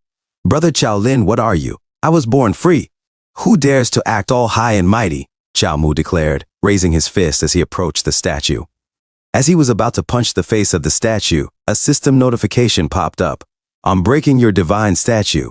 You should strike me down with a single beam of lightning, he thought defiantly. He extended his fist, shouting, "I was born free! Who dares to act all high and mighty?" "Hey, what are you doing?" Wang Song, he yelled, alarmed. "Stop," he urged, but it was too late. Suddenly, Xiao Mu's fist was blocked by a sword. "Phew! Thief King Wang Song," he exclaimed, watching as the sword flew from his hand. The sword struck the head of the statue, causing it to crack. Wang Song, he broke into a sweat, and the statue's face crumbled under the impact, sending debris flying. As Thief King Wang Song, he spat blood, Xiao Mu landed on the ground and muttered to himself, "This damn thief dares to try to stop me from dying." He quickly approached Thief King Wang Song. "Didn't you say the divine sages are evil? Why try to stop me then? Also, that was a sage skill that you just used." Wang Song, he replied, "You've misunderstood, Brother Chao. I only practice the sage fighting skill, but I'm not trying to be a sage myself. I'm using the sage skill to counter the divine sages. This divine sage should really die. I truly hope there will be no more sages one day. But Brother Chao, what you did was quite reckless. Breaking a divine statue might get you revenge from the sages or even divine punishment." "Thief King Wang Song," he exclaimed, still trembling and growing angry as he spat blood. Xiao Mu, shocked, spat saliva and said, "That's the effect I'm wishing for. Please strike me down with a single beam of lightning." Wang Song, he continued to spit blood, frustration evident in his voice. Why isn't he listening? "Brother Chao, you're really quite reckless, aren't you? Okay, don't get excited. I get what you mean. I'll be careful in the future," Xiao Mu replied, attempting to calm him. "Speaking of which, since you're using a sage skill to fight the sages, doesn't that mean you can't learn martial arts? Looking back, I never obtained a single sage skill, ever." He thought to himself, the martial arts emphasize one's body, while the sage skill emphasizes one's soul, Wang Song, he explained. "If I really had to compare the two, the strongest sage and the strongest martial artist are about equal in skill. But he hasn't reached the pinnacle of martial arts. Technically, there is no pinnacle for martial arts. The divine sages are powerful not just because of their strength, but also due to their near immortality. Even if they do nothing, martial artists will eventually die of old age. However, the path to becoming a sage requires immense talent, so not everyone can do it. It's also a slow path, demanding decades or even centuries of training. The martial arts path, on the other hand, is a lot faster. If we have more martial arts masters, or if those of the strongest can break the barrier of being mortal, we can defeat the divine sages." As Wang Song, he continued to spit blood, Xiao Mu helped him up, saying, "Take it easy. Take it easy. This means the immortality punch is the martial artist's solution," Xiao Mu realized. "Of course, it's Miss Snow's family heirloom, and I have the system on my side. I can become a martial arts master in the fastest time, and with the immortality punch and the fact I can't die, I'm basically divine too." Imagining himself as a martial arts master with immortality, Xiao Mu suddenly became serious and said, "How would it take 10,000 years to become a divine sage? I'll become one soon." Thief King Wang Song, he thought to himself, this guy seems a bit out of his mind. Did I judge his character wrong? Also, Mr. Wang, do you think I have the talent to become a divine sage? Xiao Mu asked, still pondering his options. But I should still try and become a divine sage too. Only kids make choices. I want everything, he resolved. If you don't have a soul root, you'll have no chance of success, Wang Song, he replied. Xiao Mu looked at Thief King Wang Song, and whispered, Mr. Wang, if I mastered my iron crotch technique, would that count as an iron soul root? Suddenly, a bright light shone, causing Wang Song to cover his eyes and blush from the intensity. Iron soul root? Sorry, I don't really have the experience and can't help you. Please hide away your tool. If you have no other questions, please excuse me. Wait, where are you going? Weren't you trying to recruit me? Xiao Mu called after him. I know you're someone looking to change the world. This small village isn't the place for you, Wang Song, he replied, glancing back. Xiao Lin is too much of a brute. If we keep him around, he's going to mess things up, he thought to himself. But if you let me go, aren't you afraid I'll expose your base location? Are you really not going to kill me? Xiao Mu pressed. Wang Song, he paused, looking back. This kid doesn't seem like the type to do something like that. Besides, we've already stirred the soldiers. We'll be moving soon anyway. Okay, I won't bother you anymore. See you, Xiao Mu said, walking away. Whatever, I'll just take the loss this time. I'll go back to Yan City first. He thought to himself, if I get there fast enough, maybe I'll be able to attend my own funeral. In a different scene at Miss Snow's place, she opened the door and asked, Who are you? Young Master Guo replied, We are the guards of his lordship's son. Chao Mu was courageous during battle, so we are here to offer our thanks in place of the Lord. She's quite a fine woman. Shame that she's a woman though, and a blind one too, young Master Guo thought to himself. What about Chao Mu then? Why isn't he back? Miss Snow inquired. Chao Mu. He's gone, young Master Guo said. Gone? What do you mean by gone? Miss Snow pressed, concern etched on her face. Young Master Guo closed his fan and said, I mean that he's dead. He then tapped the coffin of Chao Mu with a flourish. I don't believe you. Chao Mu wouldn't die so easily, Miss Snow asserted defiantly. As she was about to close the door, young Master Guo suddenly held it open. Ah, my bad. I've already brought his body over, but I forgot to tell you. He then grabbed Miss Snow's wrist and said, Aren't you his family? Please help us verify that it's him. He pulled her outside and kicked the coffin's lid. What are you doing? Miss Snow demanded. He then positioned Miss Snow's face to Chao Mu's corpse. I forgot that you can't see, so I'll describe it for you. All his limbs are broken, and there are at least 50 wounds on his body. His face is also extremely bloody. I can't even bear to look at it. Miss Snow slapped young Master Guo's hand away, shaking her head in disbelief. That's impossible. Impossible? Absolutely impossible. This is fake, his corpse is fake, the coffin is fake, everything is fake. If I say that, would you feel a little bit better? Young Master Guo mocked, watching as Miss Snow trembled in shock. In the distance, a bald monk hid and muttered, They've gone too far. I'm going to kill that shameless brat. Tears formed in his eyes as he trembled with anger. Mr. Yellow Teeth, who was holding him back, said, Monk, don't get too excited. That's the Lord's son. There's nothing we can do. All he can do is boast around. The bald monk replied, When he leaves, we'll help her bury the boss. We should also give her some money to make sure she'll manage on her own. Young Master Guo turned to Miss Snow and taunted, Is this all you've got? You won't even cry. If that's the case, I'll give you something else. He clapped his hands. The soup is here, the cook announced. Everyone is saying that Chao Mu was a brave warrior. How about you try to see how nice this warrior's liver soup is? Young Master Guo smirked. Miss Snow was shocked. Someone, feed her the soup, he ordered as the guards surrounded her. Suddenly her staff dropped to the floor as 2 guards grabbed her. One guard attempted to open her small mouth saying, Drink up. Suddenly Mr. Yellow Teeth took the bowl and began to drink the soup. The guard looked confused as the bowl disappeared. With a thumbs up, Mr. Yellow Teeth declared, Master, this soup is delicious. You piece of trash. Who are you? How dare you steal the food? Young Master Guo yelled, stepping on Mr. Yellow Teeth's foot. The soup splattered on the ground. We are the soldiers of Centurion Chao, the bald monk said. Mr. Yellow is a bit messed up in the head and eats everything. Young Master, please don't take offense. Huh?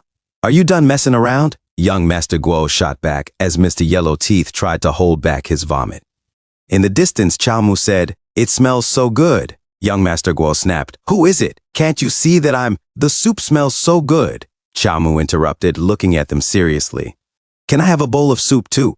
Mr. Yellow Teeth cried out in joy. Boss! Chao Mu! Miss Snow gasped. Chao Mu? Uncle Fu exclaimed in shock. Young Master Guo stammered, Huh? Impossible! His hand trembled in fear. Suddenly they looked into the coffin and saw Chao Mu's corpse. Young Master Guo thought to himself, How is this even possible? Chao Mu laughed heartily like Santa Claus, saying, Ho, ho, ho. He then approached young Master Guo and examined him closely. Young Master Guo was shocked as Chao Mu pointed his spear at his face. Mr. Yellow Teeth and the bald monk exchanged astonished looks, as did the other soldiers. Chao Mu attempted to stab young Master Guo, but Uncle Fu blocked the attack, hitting Chao Mu's hand. Splurt! Chao Mu looked at young Master Guo, who was stunned. Maybe it's not really the boss. He's even stronger than the boss and a bit more of a brute too.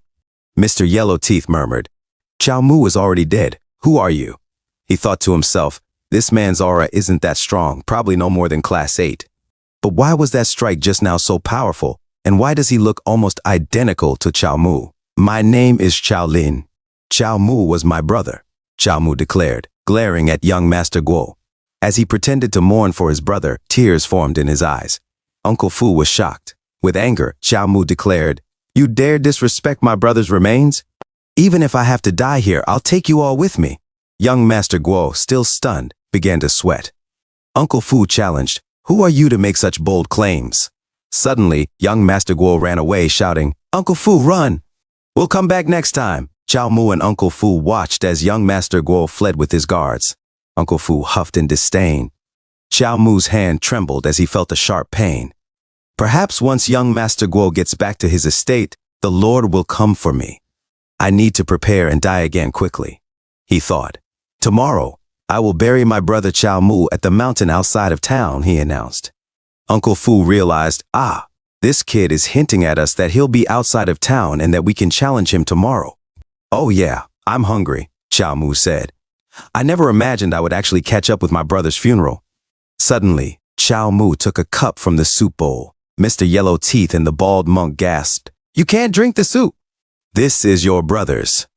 Mr. Yellow Teeth spat a rainbow of colors as Xiao Mu bit into the liver. "It's just made of pig liver, not the stuff you were imagining." "Did you really believe his lies?" Xiao Mu teased, noticing the confusion on their faces, with Mr. Yellow Teeth still drooling rainbows. "I also heard that my brother died tragically, with all his internal organs broken. There isn't enough of him left to make soup with," Xiao Mu added, eliciting a sob from the bald monk. Boss's Mr. Yellow Teeth whimpered. "It seems like I've hidden myself well," Xiao Mu thought as Miss Snow tapped his back. He turned to see her and was taken aback. At the Guo estate, young Master Guo reported to the Lord of Yan City, Guo Yan, "Xiao Mu." Xiao Mu's ghost appeared. The Lord of Yan City frowned. "Didn't I tell you to stay at home? What trouble did you cause this time?" Young Master Guo was shocked, stammering for words. "Fu, were you with him too?" the Lord of Yan City asked. "Yes, my lord. Please forgive me. We were just expressing our condolences for Xiao Mu's family. But we saw someone who looks just like Xiao Mu. He claims to be Xiao Lin, the brother of Xiao Mu," Uncle Fu explained. "But that man," young Master Guo began. Uncle Fu interrupted.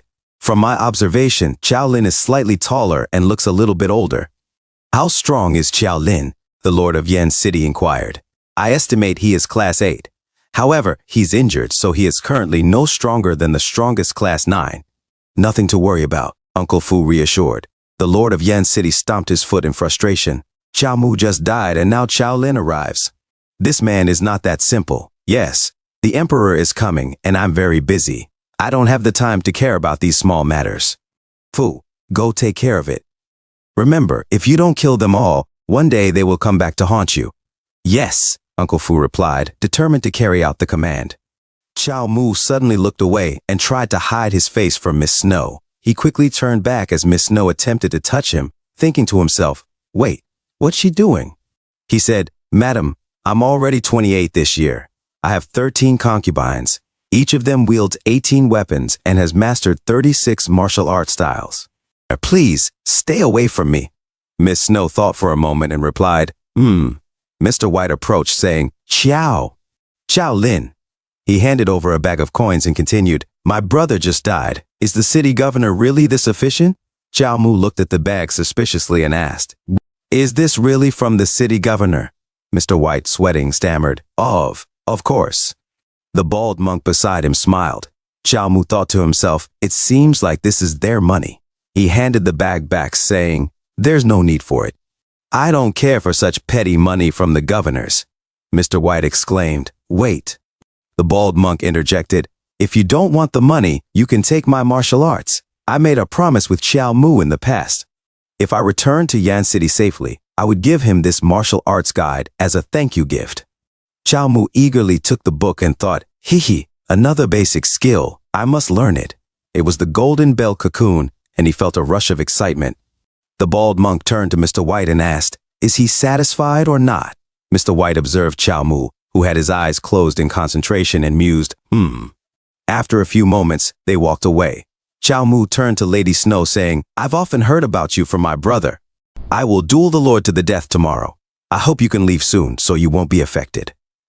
Miss Snow suddenly leaned in, smelling Xiao Mu's hair and then his arm. Xiao Mu, with a serious expression, said, "You're playing with fire. I've mastered the iron crotch technique. Can you really take me on?" Miss Snow replied, "Stop pretending. You're saying odd things to confuse me. Although I can't see, I've already seen through you. Your scent, your voice, the way you speak, the pace you walk. You're Xiao Mu." Xiao Mu responded, "It seems like you really need some skills to survive alone as a blind person." "Sis, is your surname really not Ning?" Miss Snow replied, "It seems I'm right." A few moments later, inside the house, Miss Snow asked, So, how did you fool them? Did you put on makeup? Xiao Mu replied, sort of. While fighting the thieves, I was badly injured and captured by the enemy. They must have thought I was dead, but then I met Wang Song, a sage. He saved me and helped me deceive them. Miss Snow nodded and said, a sage. I see. I see. Xiao Mu recalled, I remember you telling me that when you were young, someone wanted you as a sage's disciple. But the Qiao family was a martial arts family and refused to accept other fighting styles. You recognize sages now? Miss Snow sighed. I'm blind and useless as a martial artist, but perhaps I can be a sage. Xiao Mu chuckled and said, so here comes the stereotypical my family died and I'm seeking revenge story. Miss Snow, more serious, responded, Xiao Mu, please stop. Everyone in this city is under Guo Yan's control. He's a Class 6 warrior and commands several thousand men. You've only recently advanced to Class 8 and lost most of your aura from the celestial demon dismantling technique. You won't win, so please stop. Let me do it. She paused, thinking of herself as a great warrior. Xiao Mu thought to himself, you're trying to steal my death wish? Miss Snow continued, I just realized today that I have the will for revenge but not the strength. I gave you my techniques so you'd fight for me, but I can't bear to see you dead. If I don't give it my all, there's no chance I'll succeed. So, I have to take matters into my own hands. Tomorrow, I'll leave Yan City to seek the sage path. Don't go fight the Lord anymore. You almost died for me. I don't have anything to give you in return, but I'll give you this ripple inner strength technique. It can project multiple waves of inner strength and stack them, eventually exploding with power beyond your potential. Xiao Mu with determination exclaimed, Ripple inner strength technique? Ripple, could this be? Miss Snow replied, this is the ultimate secret technique of the Qiao family. Please take it, Xiao Mu. This is my last book of secret techniques. Xiao Mu cried a river and said, Miss Snow, as he immediately took the book. Miss Snow, taken aback, said, you didn't have to react like this, clearly confused. Xiao Mu suddenly became silent. He then remembered, oh right, didn't you promise me something? I have these lines I want you to read aloud. Miss Snow, surprised, responded, you, Xiao Mu said, you have a path to follow and so do I. I will make my own path and I won't give up until I reach my goal. Miss Snow fell silent for a moment, then said, okay, I will wait for you at the temple outside of town for 7 days. If you don't show up in 7 days. She paused, fixing her hair. No, when you do show up, we will travel together. A few moments later, Xiao Mu walked out of the city alone, holding the remains of his former self, and said, I'm burying myself. What a great feeling. He suddenly paused and exclaimed, no, wait, my brother. You've left me alone in this world. How can I live without you? As he dug the earth with a shovel, a figure stood watching from a nearby cliff. Xiao Mu sobbed, sobs, as Uncle Fu put on his gloves. He suddenly leapt off the cliff and approached Xiao Mu with an open palm. Without warning, Uncle Fu struck the box containing Xiao Mu's brother's remains, scattering the ashes into the wind. Uncle Fu cried out in pain, my eyes. As his eyes reddened, he turned to Xiao Mu and said, these are ashes? That's your brother's ashes. Xiao Mu, tasting the ashes with his tongue, replied, yeah, we're working as a team. With a sudden movement, he thrust his spear forward, piercing through Uncle Fu's body. Go to hell, Xiao Mu shouted. Xiao Mu thought to himself, it seems like the system recognizes my actions. I've got to try harder. Uncle Fu, spitting blood, sneered, you're just some Class 8 kid. Even if I'm blind, I can easily defeat you. He kicked Xiao Mu's chest, shattering his ribcage into tiny pieces. Xiao Mu fell down the cliff, smiling as he descended. He gave Uncle Fu a thumbs up and said, thanks, bro. Uncle Fu watched Xiao Mu's plummet and muttered, you and your brother dare to stand up against the Lord. This is the outcome you get. Now, I'll be going back. He stepped back, but suddenly a figure appeared in front of him. Yo, you old thief. You dare attack the Qiao family? The figure taunted. Uncle Fu recoiled in shock. Another one of them? Fortunately, I arrived early enough not to face a 2 versus 1. Xiao Mu suddenly went berserk and shouted, Celestial Demon Dismantling Technique. He lunged at Uncle Fu with a powerful kick. Uncle Fu, dodging the attack, muttered, That's Celestial Demon Dismantling Technique again? As Xiao Mu was airborne, Uncle Fu mocked, Does your whole family have a death wish? Even with the technique, you're no more than Class 8. I can kill you easily. He struck, sending Xiao Mu flying into the cliffside again. Blood splattered as Xiao Mu made a heart sign with his hands while falling. Uncle Fu exhaled. That's all he's got. Suddenly, Chow Mu's voice rang out, "Hello!" Uncle Fu spun around, startled, only to see a fresh-looking Chow Mu standing there. "We meet again. As spring arrives, a new Chow Mu is born," Chow Mu declared with a grin. Uncle Fu, bewildered, thought to himself, "Another brother? A ghost? A demon? Or is he a sage? Am I under some kind of spell? Is this even real anymore? Am I still conscious?" He winced as a jabbing pain shot through him. "It's an illusion," he shouted. Chow Mu leapt toward Uncle Fu once more, who responded, "Do you think pretending to be the same person can wear down my mental resilience?" Chow Mu unleashed his celestial demon dismantling technique again, but Uncle Fu questioned, "Why does your whole family always start a fight with the celestial demon dismantling technique? Do you all want to die? Are you not human too?" Chow Mu was thrown back again but managed to grab his spear, holding on with all his strength. In response, Uncle Fu struck him across the face with an open palm, sending him tumbling down the cliff once more. As he fell, Chow Mu made a gunpoint gesture at Uncle Fu and called out, "See you later." Uncle Fu muttered to himself, "It must be an illusion. Fake, it's all fake." Sweat dripped down his face as exhaustion took hold. Suddenly, Chow Mu appeared behind him, unleashing his celestial demon dismantling technique. Uncle Fu glanced back and, irritated, snapped, "Stop messing with me." Chow Mu smirked. "Go die." Uncle Fu shouted back, "Die." Chow Mu thought to himself, "Old man, you're a true master indeed. Getting killed by you gave me a death rating of C with bountiful rewards. Sadly, my last death lowered my score to D. Maybe the system caught on that I was grinding deaths."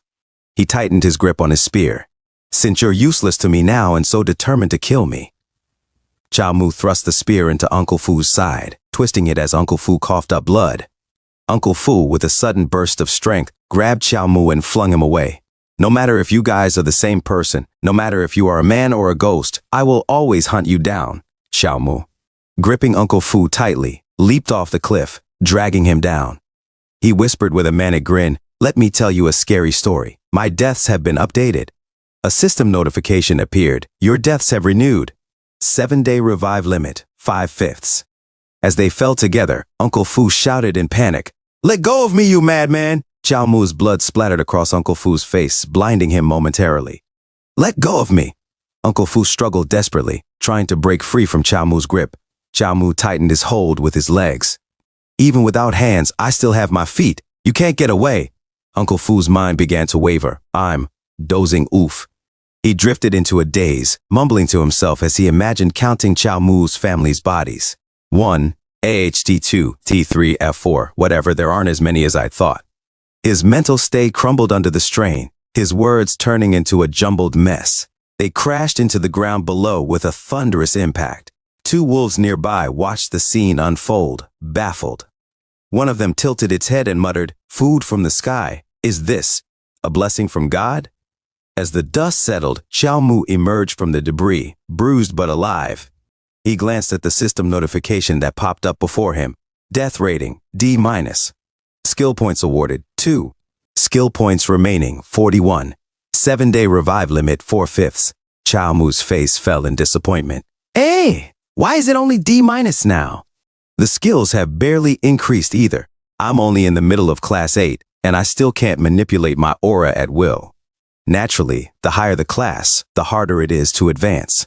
A new system message appeared. "Congratulations, user, for activating hidden reward, choice of spawn point. You may spawn at any chosen location or at a hidden place near your death." Chow Mu's mood brightened instantly. "I can choose my spawn point. With this skill, I can spawn where enemies least expect, giving me more opportunities." He chuckled to himself. "Hee, with such a nice skill, I have to try it out. I'm gonna hack into the Lord's estate, but first I should head back into the city to change my clothes. The Lord can pay for it."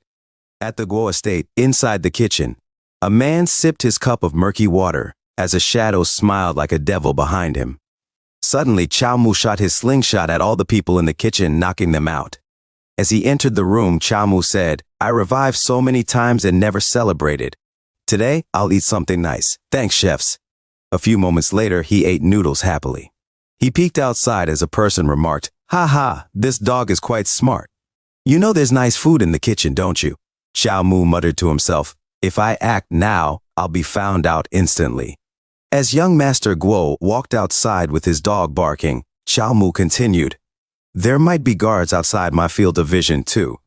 But why do I fear death anyway?" He wiped the soup from his lips. Suddenly, young Master Guo kicked the door and shouted, "Are you guys deaf or something? Open the door." As the dog kept barking, young Master Guo added, "Ha! All this dog knows is to eat." As the door opened and Xiao Mu's hand was about to grab young Master Guo, suddenly, young Master Guo and his dog vanished without the people outside noticing what had happened. Inside, Xiao Mu threw young Master Guo onto the floor, looking at him like a possessed demon. Young Master Guo and his dog trembled in fear. Pointing at Xiao Mu, young Master Guo stammered, "My demon hound, go fight him." But Xiao Mu rubbed the belly of young Master Guo's demon hound and said, "Good doggy." Young Master Guo looked on, confused.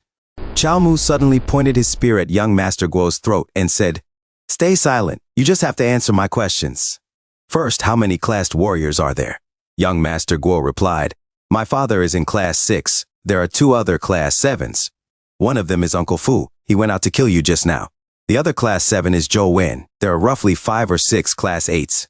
I don't know about class 9s. Xiao Mu pressed on, "Do you know anything about the martial arts faction or the plans of the Crimson Emperor?" Sweating, young Master Guo asked, "Why do you know too?" Xiao Mu didn't even blink. "Shut up and tell me." Terrified, young Master Guo said, "Eek, I'll tell you. My father says that the Crimson Emperor might come to town in about a month." Xiao Mu demanded, "How about the exact time and plans?" As the demon hound enjoyed its meat tail wagging, young Master Guo thought to himself, "If I answer him now, he'll definitely kill me. I need to move him out of the kitchen. Ideally, I'll take him to father." Young Master Guo suggested, "I'm not sure about that. However, I can bring you to my father's study. The secret letter is in there." Xiao Mu thought, "He wants to take me to the Lord." Ha! I was worried he wouldn't take action. However, I won't let you go so easily. Threatening him with the spear, Xiao Mu said, "Trying to trick me, aren't you? If I kill you now and go myself, I'll find the letter anyway." Young Master Guo pleaded, "Wait, not only can I find you the letter, but I also know where my father hides the manual for his ultimate secret technique. I'll give you both, please spare me." He tried to sneak a glance at Xiao Mu. Xiao Mu suddenly focused his gaze on young Master Guo and said, "What technique?" Young Master Guo answered, "The manual is called A Guide to Legendary Martial Arts Mastery. My father often practices with it. It's definitely really good." Xiao Mu's eyes sparkled at the thought. He said to himself, "It sounds really good."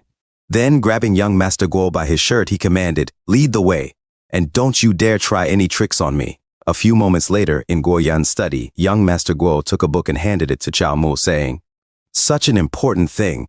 Yet Guo Yan didn't lock it? No one dares to enter his study without permission besides me." Xiao Mu, reading the book and pointing his spear at young Master Guo, thought to himself, "What is up with this guide? It doesn't emphasize technique or forms, rather it's focused on breathing." He muttered, "Cultivate mystical techniques, practice intuition, anticipate moves. What is this?" Xiao Mu frowned and asked, "Why is it so thin?" "Is this the whole book?" Young Master Guo stammered, I think the rest is in his forbidden room." "How about I bring you there?" Xiao Mu, with a serious tone, warned him, "Don't try any tricks on me." Young Master Guo broke into a nervous sweat and replied, Of course, of course." He glanced around as they stepped outside. As the two walked together, young Master Guo thought, "Xiao Mu is right behind me. If I try anything, he'll kill me. But he can't see my expressions. There must be a way to get rid of him. Only my father and Zhou Wen can possibly save me in this whole city." Xiao Mu tightened his grip on young Master Guo's wrist, making him flinch. Young Master Guo glanced back, sweating, and thought, "Father isn't in his study. As long as he's in his forbidden room, I'll definitely survive." Suddenly, young Master Guo spotted Zhou Wen and thought to himself, "Zhou Wen!" Zhou Wen greeted him, "Young Master." Young Master Guo, making strange faces, said desperately, "Very desperate, Zhou Wen. Save me." His eye movements were frantic and exaggerated. Zhou Wen, confused by young Master Guo's expressions, thought, "Is he having a seizure? Or is this some kind of tic?" He glanced at Xiao Mu, who was standing behind young Master Guo, just noticing him for the first time. Young Master Guo thought triumphantly, "He got what I mean." But Zhou Wen, missing the signal, said, "Young Master, please don't flirt with me. I'm already 40, I have a wife, and I'm not into men." or your 3-people P plan? Young Master Guo, shocked, stuttered, what are you saying? Suddenly, a spear pierced through young Master Guo's heart. Zhou Wen watched in horror as young Master Guo trembled, blood dripping from his lips. He gasped for breath, choking out, "Save!" Zhou Wen, still processing the situation, finally shouted, "An assassin!" He then charged clumsily at Xiao Mu, yelling, "The young master is hurt." "There's an assassin." Xiao Mu smiled coldly and said, "Oh, catch him if you want him so badly." With a swift movement, he tossed young Master Guo's body at Zhou Wen. Just then, Xiao Mu sensed a dark presence behind him. Turning quickly, he found himself face to face with the Lord of Yan City, Guo Yan, who glared at him with a menacing intensity. Xiao Mu faced the Lord of Yan City, Guo Yan, who now stood before him, radiating a heavy, wrathful aura. Guo Yan's gaze bore into Xiao Mu with unmistakable anger. "Finally taking action, are you?" Xiao Mu muttered to himself, a smirk creeping onto his face. But before he could react further, Guo Yan struck out with his palm, a sudden, powerful blow. Xiao Mu managed to block it with his spear, but the sheer force sent him flying backward, crashing through a building before sliding to a stop outside. "Guo Yan," Xiao Mu taunted, his voice carrying a mix of defiance and mockery. "Kill me if you can." In a flash, Guo Yan appeared before him, his foot already swinging toward Xiao Mu's face. The kick sent Xiao Mu hurtling again, colliding with another wall. Determined, Xiao Mu stomped his spear into the ground, steadying himself. "Don't hold back," he declared boldly.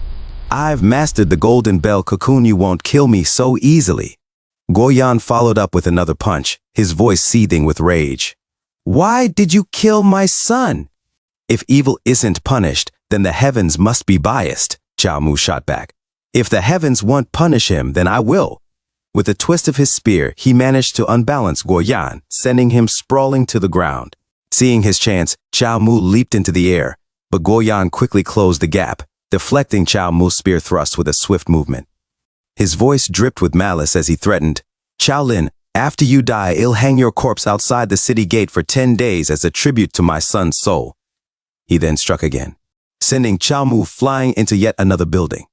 As a crowd began to gather, a guard rushed to Guo Yan's side. "My lord!" Badly injured, Xiao Mu groaned with a painful grin. "Let Mumzi now." Guo Yan took the guard's sword, slashing at Xiao Mu's arms until they were bruised and shattered. In the distance, Zhou Wen muttered, "The Lord despises those who challenge him recklessly."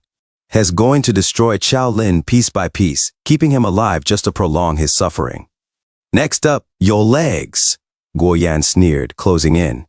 Realizing Guo Yan had no intention of a quick kill, Xiao Mu jumped back, narrowly evading another attack. "This old thief isn't trying to kill me. He wants to torture me," he thought, resolute. "I mustn't give him the satisfaction." Facing Guo Yan, he smirked defiantly.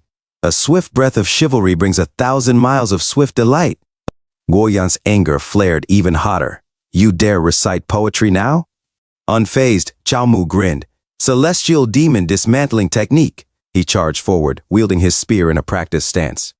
Guo Yan, momentarily surprised, thought he held this skill back, but as Xiao Mu's momentum shifted, he suddenly veered away, heading for a nearby well.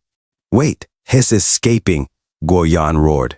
But Xiao Mu, in his haste, tripped and collided with the well's stone rim, a sickening crunch echoing as he flipped midair and fell into its depths.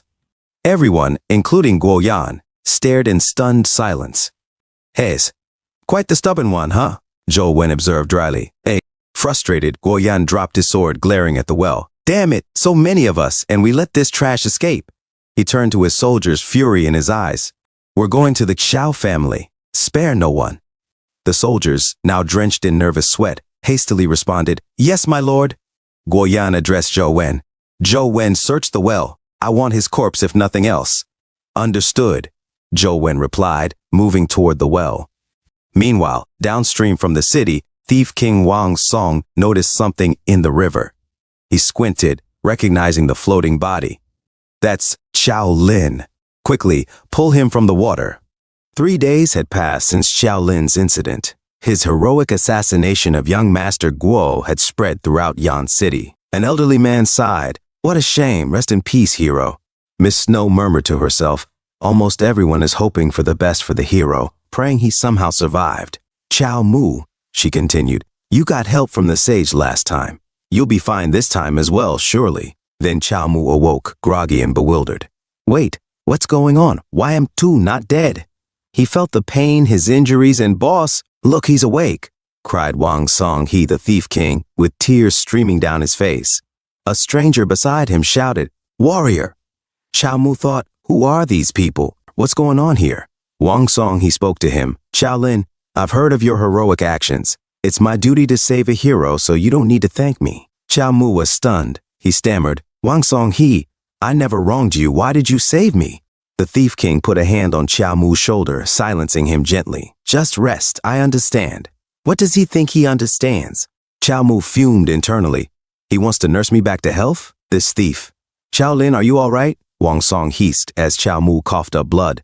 Chao Mu whispered weakly, just stop, don't save me. Wang Song He, misunderstanding, thought to himself, could he believe he can't recover and doesn't want to be a burden? Even in the face of death, he thinks of others. A true hero. And he grabs Chao Mu's shattered hand. Suddenly, Chao Mu screams in pain, saying, ow! As steam came out from it, Thief King Wang Song, he said, Shaolin, I know it hurts badly, but please don't give up. I, Wang Song, will never let a hero die in front of me. As long as there is hope, you can live. Keep going. As Chao Mu spat blood from pain as Thief King Wang Song, he tries to tell Chao Mu, don't give up, keep going, do not die. Thief King Wang Song. He suddenly lets go of Chao Mu's hand. Chao Mu said to himself, please, dear God, let me escape from Wang Song's torture. Thief King Wang Song. He said, huh? Why is he even more injured? Shaolin, stay strong, Shaolin. 2 days later, Thief King Wang Song, he said, Brother Chao, a true hero indeed. As Chao Mu, cold and happy as he died on Thief King Wang Song, he arms and the others cries in grief. Outside the village, Thief King Wang Song, he shouted, Brother Chao. A system notification said death rating, B skill points awarded, skill points remaining, skill increase costs, day revive limit, skills, immortality, punch, mastery, a guide to legendary martial arts mastery, beginner celestial demon dismantling technique, mastery, iron crotch technique, mastery, expand, other rewards, increase vitality. Chao Mu said to himself, phew, although it took some time, I finally died. However, Wang Song's failed attempt to save me made my death even more dramatic, increasing the death rating. Not a bad bargain. The Dantian Cyclone has also appeared. I have advanced from a medium class 8 to a top-notch class 7. These revives make me feel like I've been working for decades. Various skills, including a guide to legendary martial arts mastery, have all increased. It's hard, but it's incredibly efficient. The bush suddenly rustles, and people appeared. Chao Mu suddenly looks at them and said, who's there? A man said, well, why do you look exactly the same, Ace? His one-eyed friend said, yeah. His other friend said, who are you? Why are you spying on our base? Chao Mu said to himself, I've told them I'm my brother every time I revive. This time, and he said to them, I'm trying something new. I am Chao Seng. I'm here to find my son, Chao Lin. The one-eyed man said, wait, what? Chao Lin's father? So young? He looks no more than 30. His friend said, yup. Chao Mu said, eh? And he said to himself, ho, this is the effect of the immortality punch. Miss Snow said that after mastering the immortality punch, one can stay young forever. I didn't feel it before, but I'm starting to now. I must get the second half of the book. Chao Mu said, I just practice hard and train hard. Can you bring me to my son? The one-eyed man said, about that. Moments later, Chao Mu was led to the thief's base. There, his own cold body lay in a casket. Chao Seng turned to Wang Song He.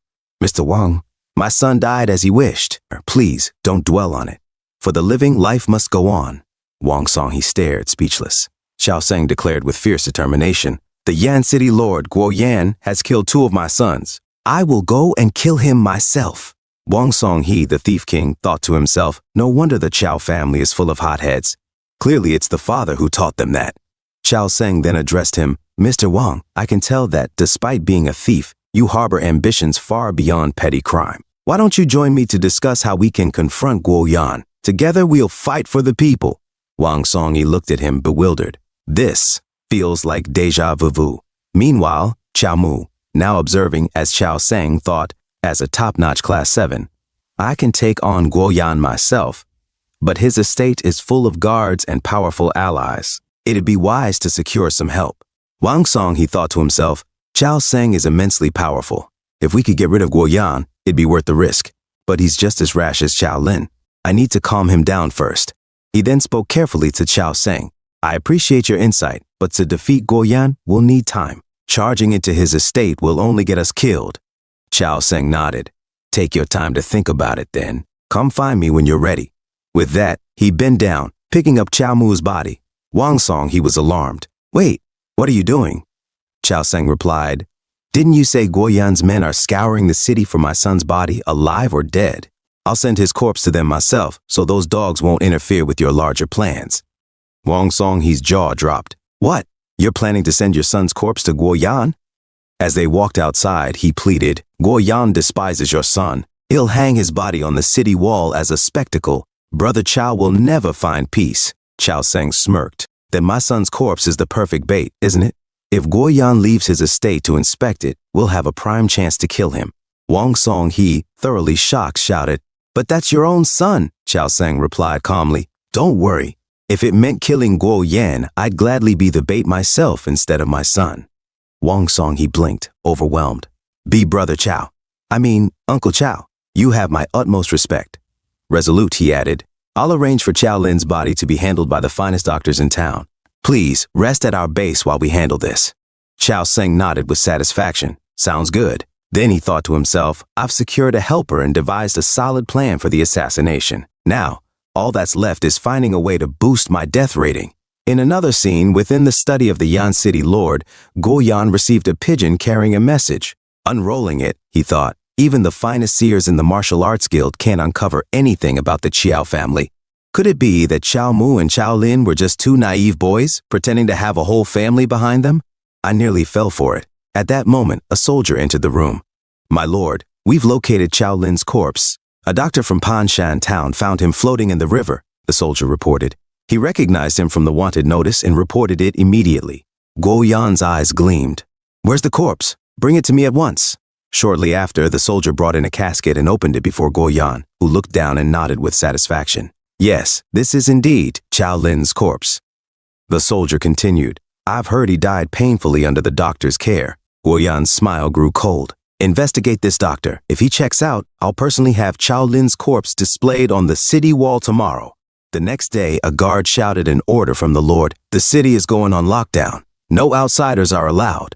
Outside, Chao Mu muttered, Tisk. Someone beside him remarked, Old man Guo Yan is pretty vigilant, putting the city on lockdown just over a corpse being hung up. Is he really that worried another member of the Chao family will spawn from the crowd? Good thing I already have a plan, Uncle Chao said. A few hours earlier, Wang Song He, also known as the Thief King, had asked, Do you have a plan, Uncle Chao? Chao Mu replied, I need all of you to sneak into the city. The moment Guo Yan leaves his residence, create a diversion and delay his reinforcements. Pointing out the residence of the Lord on a map, Chao Mu continued, As for me, I will go straight to Guo Yan and slay him myself. Shocked Wang Song, he asked, Are you planning to face Guo Yan alone? Yes, I've made my decision. Do not try to persuade me, Chao Mu responded. Then to himself he added, No one can take my place when it comes to this mission. No one. Wang Song He's eyes sparkled as he held Chao Mu's rough hands and said, Assassinating Guo Yan is the most dangerous step in this plan, and yet you're willing to shoulder such a burden and open a path forward for the rest of us. My respect for you is like a river stream, flowing endlessly. Chao Mu smacked Wang Song He's face and said, Stop, little Wang. I merely don't want you to outshine me. How's that great? Confused Wang Song He muttered, Huh? Chao Mu chuckled, smelling his dirty finger, and said, To be honest, I, Chao Mu, have always loved showing off in front of people, so don't you rob me of that opportunity. Also, if you can find me some more scrolls while searching through Guo Yan's residence, that'd be a big help. As Wang Song He spat red juice, he exclaimed, Risking your life over this? You're even more hot-headed than Chao Mu and Chao Lin. Anyway, let's continue, Uncle Chao said. Little Wang, you mentioned meeting my son by the river, correct? He must have fallen into the well inside the Lord's residence. I believe there's a path beneath the well that leads outside the city and into the mountains. Tomorrow, you'll use this path, and without anyone noticing. So there really is a secret path, Wang Song He exclaimed. Comrades, let us infiltrate the Lord's residence and assist Sir Chao in his task of assassinating the traitor Guo. Let us depart. A resounding "Oh" came from his followers. A few moments later, Chao Mu stretched his arms and murmured, Judging by the time Wang Song, he should have found the secret path by now. Then it's time for me to move. Looking down a cliff, Chao Mu noted, good height. If I fell from here, I'd be dead. Or worse. He suddenly jumped, shouting, System, respawn me at the point I said before. Back at the outer city district, Chao Mu opened a hidden compartment under the floor and smirked, what a great function. I get to respawn directly inside the city. So what if you put the city on lockdown, Guo Yan? Here I come. Hours later, Guo Yan, the lord of Yan City, walked the streets with his soldiers. As peasants observed the lord, one whispered, didn't the lord say it's young Master Guo's funeral procession today? Why isn't anyone wearing mourning garments?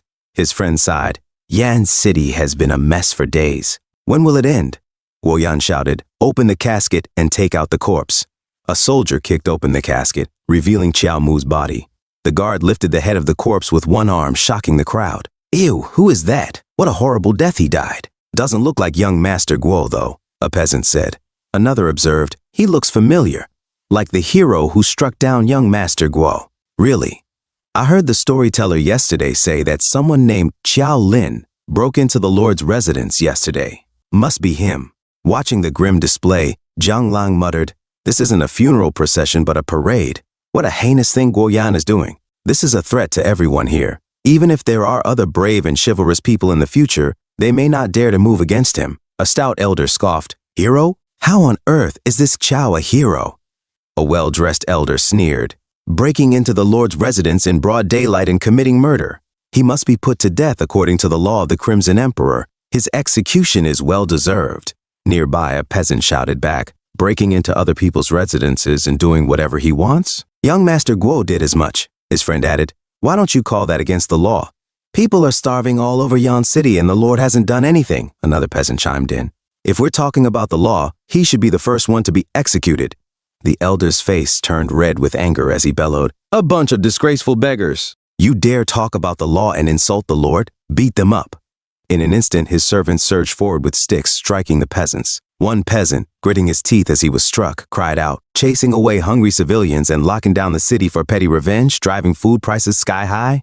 Karma will catch up to you corrupt officials and merchants. The elder scoffed, if you're starving to death, it's your own fault. Why don't you work harder to make more money? One of his friends laughed. Doesn't the Spring Fragrance Tower in the inner city need more peasants to clean the excrement? Why not give that a shot? Another friend chuckled cruelly. Don't! The stink of your poverty will offend Lady Ying Ying. The elder sneered. Better for lowly peasants like you to die early and be reborn as dogs, just like that Chow you mentioned, ha-ha. Just then, his laughter was cut short as his wig was suddenly slashed off in one swift motion. My hair! He shouted in shock. In a flash, Chao Mu landed in front of him. The peasants, seizing the opportunity, swarmed the elder and his friends, shouting, You evil merchant! Beat him up, brothers! As they stepped on him, the elder wailed in pain, No, help, my lord, help me! One of Guo Yan's soldiers noticed the commotion and reported, My lord, someone seems to be causing a ruckus over there. Guo Yan, unimpressed, replied, Ignore it, a bunch of peasants. We'll capture a couple tomorrow and kill them to set an example. Just as he dismissed them, a spear radiating a red aura shot towards him with lightning speed. Guo Yan barely had time to react, jerking back as the spear grazed his shoulder, knocking him off his horse. The soldiers rushed to him. My lord, an assassin, another soldier cried. Protect the lord. Clutching his bleeding shoulder, Guo Yan muttered to himself, I barely dodged that. If I was any slower, that spear would have gone through my head. From the shadows, Xiao Mu emerged, shouting, Guo Yan, you murdered my family and displayed my son's corpse to the public. As his energy ignited into a fierce crimson aura, he continued, Such deep-seated hatred. The Chao family will repay you 1,000 times over. Guo Yan, pale with fear, stammered, Chao Lin, you didn't die? No, that is impossible. Chao Mu advanced, his eyes blazing. Wrong, I am his father, Chao Sen. Guo Yan's mind raced in panic. There are more of these Chaos. How many are there? You mother crackers. I want a refund. What do you mean the Chao family doesn't exist? The martial arts faction lied to me. As Chao Mu charged, Guo Yan shouted, What are you hesitating for? Kill him. Chao Mu spun his spear with deadly precision, felling soldiers left and right. Come at me. Don't you dare hold back. One soldier rushed forward to parry, but Chao Mu swiftly ended him. Another soldier charged from behind, only to meet the same fate. Archers, fire, commanded one of the soldiers. A hail of arrows rained down, but Chao Mu spun his spear in a rapid circle, deflecting them with ease. The front-line soldiers regrouped, shouting, Formation! Chao Mu's face grew resolute as his power intensified. With a single powerful thrust, He shattered their formation, sending soldiers scattering in terror.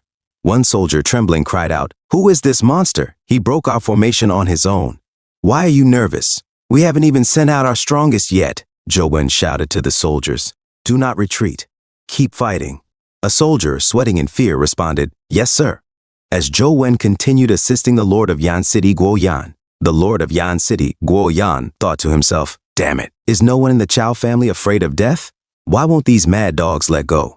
And this Chao Sen, he's just like that Chao Lin. Even if they are father and son, they're the spitting image of each other in both action and expression." Chao Mu shouted, "Thieving old Guo Yan, you coward, you will not escape." Zhou Wen left the Lord of Yan City, charging toward Chao Mu. "My lord, please escape, I will handle him," he called out. As Chao Mu blocked Zhou Wen's attack, he sneered, "I am here to avenge my son. What are you getting involved for?" Zhou Wen replied sharply, "Silence. Your son killed the Lord's son. He deserved to die." Chao Mu retorted, "That little swine spent his days bullying the people of this city. My son did them a favor." "You scoundrel! You're not allowed to slander my young master," Zhou Wen snapped. Chao Mu laughed. A loyal dog of the Guo family. What they feed you must be better than what everyone else gets to eat, huh?" "Shut up!" Zhou Wen shouted as he swung his weapon at Chao Mu. But his attack missed. Chao Mu taunted him. "Ha! You've exposed yourself now that you're all worked up." Suddenly, Chao Mu thrust his spear into Zhou Wen's shoulder, creating a gaping wound. Zhou Wen grabbed the spear and gritted his teeth. "I won't let you take even half a step forward, even if it costs me my life," Zhou Wen said fiercely. "Good dog," Chao Mu mocked. "Too bad your master is worthless." A nearby soldier gasped. Zhou Wen is a Class 7 martial artist, and he couldn't even last 10 rounds. His comrade muttered, "Do you want to run? The Lord hasn't even fought yet." Suddenly, the Lord of Yan City, Guo Yan, unleashed his aura and said, "Zhou Wen, you did well." Zhou Wen looked back and said, "My lord." The Lord of Yan City raised his sword, pointing it at Chao Mu, then thrust forward, piercing both Chao Mu and Zhou Wen in one deadly strike. Chao Mu looked down in shock at the sword piercing his chest and thought bitterly, "Damn it, I got one-upped. I'll let you win this time, but I swear I'll kill you next time." As Chao Mu and Zhou Wen collapsed to the ground, taking their last breaths, the Lord of Yan City burst into laughter, his voice high and mocking. "Ha ha! This is what you get for standing against me, the Lord of this city. So what if the Chao family has a ton of people? I'll kill every single one of you. Not a single person can stop me. Ha ha." In a different scene, Chao Mu looked at the system interface and muttered, "Let's see how my death rating turned out this time." Death summary. Chao Mu, Class 6 martial artist death rating. A skill points awarded upon death. 56 remaining skill points. 11 points deducted from skill increase. 59 revivals over 7 days, 2 out of 5 skills. Immortality punch, aura training phase small success, 40% military spear, small success. 100% celestial demon dismantling technique, mastery, 100% iron crotch technique, small success. 100% rippling inner strength technique, small success. 100% a guide to legendary martial arts mastery, advanced. 100% additional reward, increased vitality. A system notification followed saying, "Congratulations, user, on achieving an A rating for the first time. You've unlocked the ability to freely allocate your points." Summary. Overall deaths, 30 years deducted from lifespan, 30 current remaining lifespan, 58 years additional reward for first-time a rating, 200 points system updating. May the user continue to work hard and die in style. Chao Mu's eyes widened. "What the hell? I was never told that reviving would decrease my lifespan," he grumbled, "even if I was a little suspicious. So I'm losing all this life now because we're past the new user protection period, huh? If I had known, I would have invested everything in Immortality Punch." Miss Snow said that once mastery in Immortality Punch is achieved, you can lock your vitality at its peak and extend your lifespan. He pictured himself with a perfect body, pinnacle of beauty, 8-pack abs, never-ending glory. If I had put all the points into Immortality Punch, I'd be set for life. I'd be halfway to becoming an immortal, he mused, imagining himself standing atop a mountain, pointing toward the sun. The coolest warrior in all the realms. Thankfully, the A rating rewards are generous or I'd be in real trouble, he said, gripping his spear. Anyway, no time to dwell on this. Wang Songge is still waiting for me. As for this lifespan deduction issue, I'll look into it more after dealing with Guo Yan. A few moments later, a soldier hurried to the Lord of Yan City, Guo Yan, with urgent news. City Lord, sir, something has happened at the mansion. A group appeared out of nowhere inside the grounds. They took advantage of the lack of defense, killed all the guards, and took over the mansion. Guo Yan's face twisted in shock as he absorbed the report. The Lord of Yan City, Guo Yan, shouted, "Hurry, call everyone and rush back to the estate." His servant quickly responded, "Yes, my lord." Moments later, a crowd armed with weapons began to gather. Among them, a man wielding a hammer roared, "Don't let him escape." Another man with a sword added, "We must avenge Hero Chow." The townspeople chanted in unison, "Kill Guo Yan." Guo Yan sneered at the mob, his disdain clear. A bunch of worthless ants. He pointed his sword toward the crowd. "Kill them all. Leave no one alive, slaughter them." At his command, archers drew their bows and unleashed a volley of arrows. But suddenly, a series of electrifying slashes deflected the deadly rain. The townspeople gasped in shock as a man emerged from the chaos. "Hero Chow, you're alive," someone shouted. Guo Yan's eyes widened in disbelief. "Chow-san? No, that's impossible. I killed him with my own hands."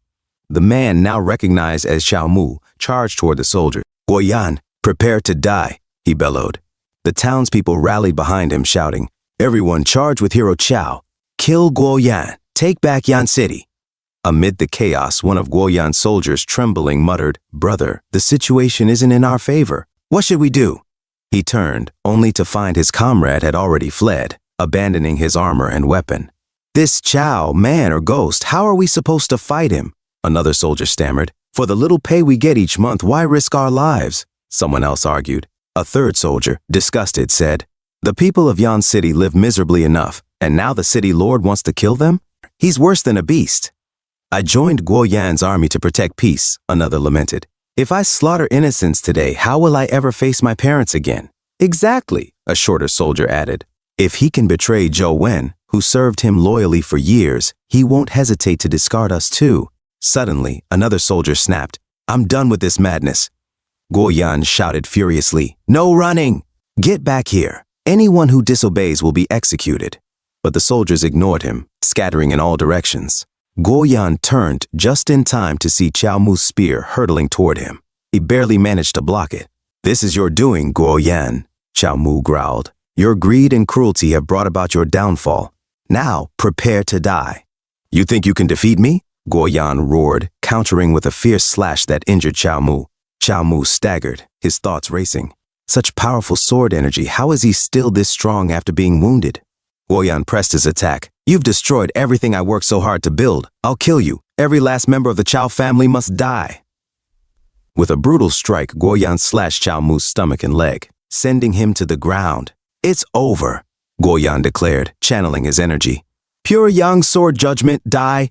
But just as he struck, Xiao Mu grabbed the blade with his bare hand. Guo Yan froze in terror. How is this possible?" Guo Yan stammered.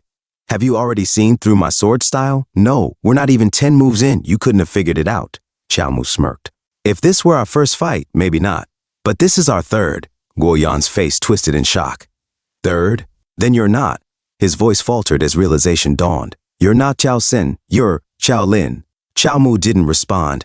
Instead, he drove his spear through Guo Yan's chest. The once mighty city lord gasped, blood spilling from his lips. "So, I, the great Guo Yan, was played like a fool." His voice faded as he collapsed. Xiao Mu raised his spear high. "Guo Yan is dead. The one who killed him is Qiao Sen of the Qiao family." The townspeople erupted into cheers, chanting, "Hero Chow! Hero Chow!" But as Xiao Mu stood triumphant, blood trickled from his forehead. He staggered and collapsed. "Hero Chow!" someone cried in alarm. Lying on the ground, Xiao Mu smirked to himself. "Perfect. A dramatic finale. Looks like I'll get an A rating again." Suddenly, a figure appeared, the Thief King, Wang Song-hee. "Uncle Chow, are you all right?" Wang Song-hee exclaimed, scooping him up. "Put me down," Xiao Mu protested internally. "I don't need saving, especially not by this fool." Hours later, an irritable Xiao Mu sat in Wang Song-hee's camp. "You've made a good recovery, Uncle Chow," Wang Song-hee said cheerfully. "But you look sour. The channels in your body are nearly destroyed, and your internal energy is down to less than 1/10. It'll be a while before you're back to full strength." He sighed. "Yan City's medical facilities are terrible. Guess I'll be staying here for some time, searching for a cure. Xiao Mu groaned inwardly. Wang Song He, you truly are insufferable. Thief King Wang Song, he said with enthusiasm. But please don't fret, Uncle Qiao. I'll do everything I can to treat you. Xiao Mu groaned inwardly. No more, I beg you. I'll instantly recover if you just stop trying to save me. He forced a smile and said, actually, I'd like some fresh air. Wang Song, he raised an eyebrow. Uncle Qiao, are you looking for the body? Body? What body? Xiao Mu asked, confused. His eyes widened in sudden realization. Oh no, I forgot my body is still out on the streets. Wang Song, he continued. The body of the fake Uncle Qiao. You're so clever, Uncle Qiao, asking someone else to pretend to be you so that Guo Yan would let down his guard. Ah ha ha, yes, very clever indeed, Xiao Mu said nervously. So, where is the body now? Don't worry, Wang Song had declared. We've buried that great warrior. His sacrifice wasn't in vain. We even planted chrysanthemums around his tombstone. He won't lack paper money come Qingming Festival. Ah ha ha, that's very thoughtful of you, Xiao Mu said, forcing a laugh. Quickly changing the subject, he asked, by the way, are there any martial arts factions still active around Yan? Wang Song, he shook his head. Not anymore as far as I know, but there are still groups in Heiyang Prefecture. Heiyang Prefecture? Isn't that to the north? Xiao Mu asked. Exactly, Wang Song, he confirmed. Xiao Mu's thoughts raced. No wonder I felt something calling to me from the north ever since I started practicing the guide to legendary martial arts mastery. It must be Heiyang, and perhaps the Qiao family is there as well. Standing up with renewed determination, Xiao Mu declared, all right, I'll head to Heiyang Prefecture now. You take care of Yan. Now? Wang Song, he exclaimed. But your wounds haven't healed yet. Why not wait a while longer? There's not much I can do here anyway, Xiao Mu replied. Maybe I'll find a cure in Heiyang. Wang Song, he hesitated. Right. Actually, I'm just trying to get rid of you, you walking deity of bad luck, Xiao Mu thought to himself. Wait, Wang Song, he said suddenly. If you're set on going, let me write you a recommendation letter. I have an old acquaintance, Shen Qing'a, who's a government official in Heiyang City. He could help you find a job. Xiao Mu blinked in surprise. Huh? Aren't you a bandit? How do you have friends in the government? Do you work both sides of the law? Wang Song, he shrugged. A CO worker from a long time ago, nothing worth mentioning. Xiao Mu sighed. This is so like you. A doctor who fails to become an official will never make a good bandit either. He added, let's tell him my name is Xiao Mu. Qiao Sen's name is too well known for killing Guo Yan, and I'd rather not draw attention to myself. Got it, Wang Song, he replied, scribbling the letter. He handed it over with a smile. I wish you a swift journey, Uncle Qiao. You're a good lad, Xiao Mu said, patting his shoulder. I'll pay you back for this. Let's split the loot. Moments later, they stood over a pile of treasure. I can't believe that thieving old Guo Yan stole so much from the people, Wang Song, he said, disgusted. He's truly beneath even beasts. Meanwhile, Xiao Mu was swimming in the gold coins, laughing.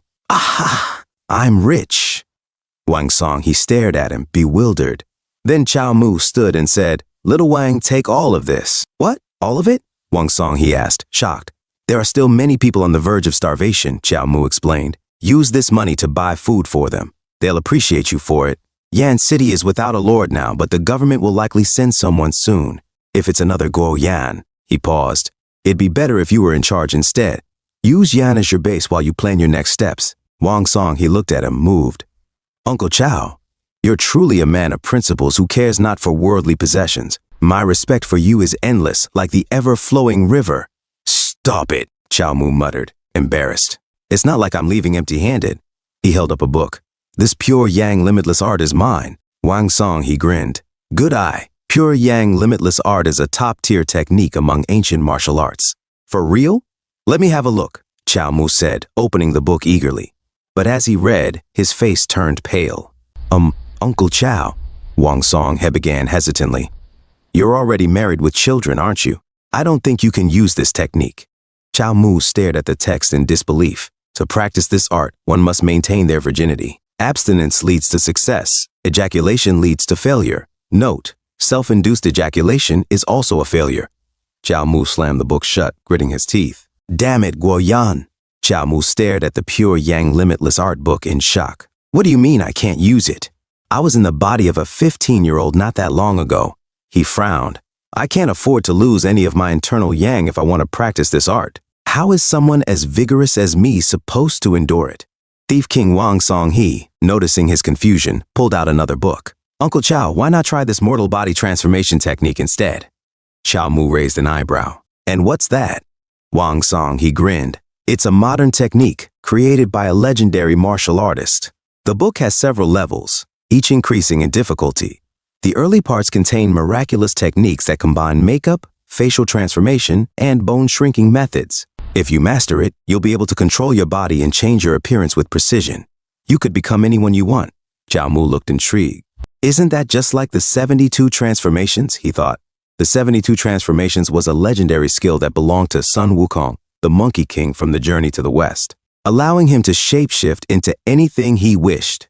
Wang Song, he continued, the content is dense and requires time to learn. Why don't we go over it together once you've recovered? Afterward, you can head to Haeyang Prefecture. Chow Mu thought to himself, trying to keep me here again. I won't survive if I stay any longer.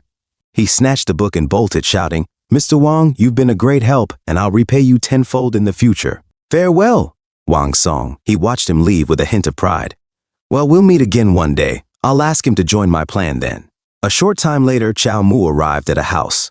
He opened the door and called out, Miss Snow. He stepped inside and looked around. Has Miss Snow left already? Suddenly, Miss Snow appeared from behind him, gently sneaking up on him. She pressed her chest against his back and covered his eyes. It hasn't been 7 days yet. Where could I go? Chow Mu turned around, chuckling. Ha ha. Today happens to be the 7th day. I've already gotten rid of that old man Guo Yan. He reached for her hands and smiled softly. But then he noticed something. Miss Snow, why are you dressed like this? Miss Snow blushed slightly, sensing his gaze. Chow Mu, are you carrying a bag? Are you? Chow Mu stared at her, scratching his head. Well, I'm planning to head to Haeyang Prefecture to search for the legendary martial artist and the other half of the book of Immortality Punch. So we might be apart for a while again. Miss Snow looked startled. Haeyang Prefecture? What a coincidence. I'm going there too. Coincidence? Chow Mu grinned mischievously. For real? Are you sure it's not just because you miss me? You're obsessed with me. Admit it, Miss Snow huffed. Not at all. Haeyang Prefecture is home to many immortal families. It's the perfect place for someone who wishes to be introduced to the way of the immortals. Chow Mu raised an eyebrow, showing her a peace sign. Really? Miss Snow's face flushed with embarrassment. Humph! Believe it or not, I'm leaving now. She turned to walk away. Miss Snow, I was just joking. Chow Mu called after her. Don't be angry at me, Miss Snow. Meanwhile, at the estate of Shenqingge in Haeyang Prefecture, Chow Mu arrived and announced, I am Chow Mu, here to visit Magistrate Shen based on the recommendation of Mr. Wang. Magistrate Shenqingge looked him over, raising an eyebrow. Did he really recommend you? He said you were gravely wounded, but you look pretty healthy to me. Chow Mu scratched his head. Well, it's complicated. I basically died and leveled up, he thought. But I've reached the beginner level in pure Yang limitless art and the mortal body transformation. Shenqingge studied him closely. This Mr. Wang, where is he now? Chow Mu answered. Mr. Wang lives in the mountains and is very hard to find. I only met him by chance. Shenqingge's eyes narrowed. A chance encounter, eh? Fine. I won't pry if he doesn't wish to disclose more. But it's a shame. His handwriting really brings back memories. Without the medicines he prescribed, written in this exact style, I would have been dead long ago. He paused, then added, never mind. If he recommended you, you must be trustworthy. Although we are only hiring clerks and constables at the moment. Take your pick. Chow Mu thought for a moment. A constable? They have more freedom to move around, investigate, and gather information. This could be useful for learning about the martial arts factions in the area. I'll be a constable, Chow Mu decided. Later, in the constable's office, Chow Mu was officially introduced. I am Chow Mu, the new constable, he said confidently. A young man whispered to his elder, Sir, Shen's never played favorites before. How could this guy become a constable so quickly? The elder whispered back, Who is this guy? Suddenly, Chief Constable Chen Yingshu stepped forward. Silence. Chen Yingshu clapped her hands to draw attention. All right, we're colleagues now that the new guy has introduced himself. Be a good sport. She straightened up and continued. I'm going to talk about the case now that everyone's here. You might have heard of it already, the case of Monster Wu Chang in the capital of Haeyang Prefecture. The room fell silent as a chill ran down everyone's spine. Chow Mu looked confused. Wu Chang? Monster? Chen Yingshui nodded solemnly. A monster has been terrorizing the city recently, claiming many lives. It's called Wu Chang, a type of supernatural creature that feeds on the energy of the dead. It takes a life with every appearance, much like Hei Bai Wu Chang. Chao Mu blinked. Hei Bai Wu Chang? It's a figure from Chinese folk myths, she explained, similar to the Grim Reaper. She continued, this monster is extremely powerful. Many martial artists of class 5 and 6 have tried to subdue it, but none survived. Hearing this, Chao Mu's eyes lit up with excitement. Now that's a monster worth dying for, he thought to himself. Chen Yingshu interrupted his thoughts. However, for this case, we'll be working alongside the Xuantian faction. At this, Chao Mu furrowed his brow. Xuantian faction, he recalled Miss Snow's words. Xuantian was built on the Chao family's land. It's now known as the Xuantian faction. What a coincidence, he mused. This Xuantian faction must have connections to the martial arts factions. If they could take over Qiao family lands so easily, they might also know the whereabouts of the second half of the immortality punch technique. Or if I'm lucky, I might find other ways to advance my cultivation. A young constable groaned, not again! Why do we always get saddled with cases like this? An older constable sighed. A thankless job with no chance of bonuses. Chao Mu glanced around, confused. He nudged the constable with a thin mustache. Hey, buddy, what's everyone's deal? The man responded with a nervous chuckle. What do you think? We're just regular constables. What are we supposed to do about supernatural monsters? Even the boss, who's the strongest of us, is barely class 7. Chao Mu frowned. So they just dumped this job on us, no matter the risk? The constable shrugged. What can we do? The imperial court always defers to the immortals. We're the ones who take the short end of the stick. Chao Mu smirked. No need to worry. Before he could finish, a beautiful woman descended from the sky on a giant paper crane. Her presence was striking and ethereal. Ah, I see I've arrived at the perfect time, she said. You're discussing the case of Monster Wu Chang, yes? The constable with the thin mustache gasped. That's the lunar fairy from the Xuantian faction. She stepped off the crane gracefully, which shrank to a normal size at her command. You don't have to fight the monster yourselves, she said with a serene smile. Your role is to track it down and report back to me immediately. Your efforts will be greatly appreciated, dear constables. The elder constable's eyes lit up. Thank you for your kindness and concern, O benevolent fairy. The younger constable, starry-eyed, exclaimed, Rest assured, Madam Fairy, I'll do my best to find the monster's trail. Chen Yingshu rolled her eyes. These people sure are eager to work themselves to the bone. The mustachioed constable sighed. At least they're realistic about what we can do. We're only good for running errands anyway. The lunar fairy nodded. Then I'll leave the task to you. Even if you must cross roaring flames and turbulent waves, I trust you'll succeed.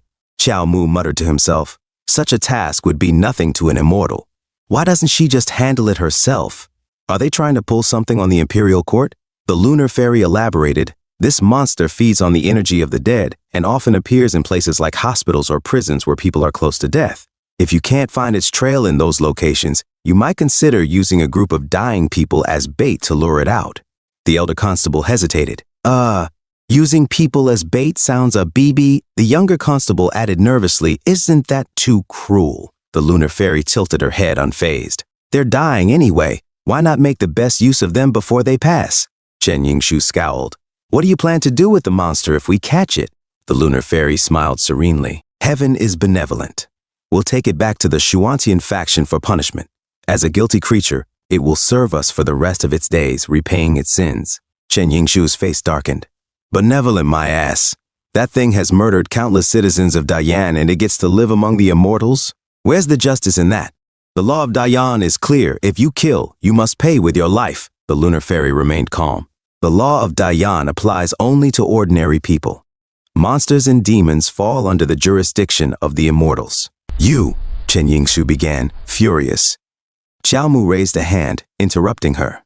Excuse me, Madam Fairy, he said with a sly smile. What should we do if we accidentally kill the monster while trying to track it? Chen Yingshu turned to him, sweating nervously. The lunar fairy from the Xuantian faction said, I just told you it is dangerous. The moment you see it, you are to let me know. Chao Mu suddenly moved closer to the lunar fairy from the Xuantian faction and said, What if we are being hunted down and there is no time to report? Are we not allowed to fight back? And if by some miracle we manage to kill it, wouldn't we get some rewards from the immortal faction? Like a trip to the faction's headquarters? The lunar fairy from the Xuantian faction replied seriously, The lands of the immortals are not for mortals to trample on. Xiao Mu muttered to himself, "Tisk, bunch of arrogant bastards. I guess I have to find other ways to investigate the Zhuantian faction." The lunar fairy from the Zhuantian faction said, "Let us call it a day. I would like to hear news of the monster within 3 days. I will be waiting." She took out her paper crane, which grew large again. She mounted it and flew off into the sky. The elder constable asked, "Boss, what do we do? Are we really going to find some dying people?" Constable Chen Yingshu replied firmly, "The government of the Da Yan dynasty does not take orders from the immortals. You will continue the search within the city and leave no stone unturned. If you find anything, report to me immediately. I will handle the rest." The elder constable nodded. "Yes, boss." Chen Yingshu then said, "Stay behind, Xiao Mu. Sir Shen has always been fair and just. If he recruited you, it would mean that you've really got some skills. Were you merely taunting her just then? Or do you actually have some ideas about killing the monster?" Xiao Mu responded, "You overestimate me, boss. I was just asking an objective question." Chen Yingshu narrowed her eyes.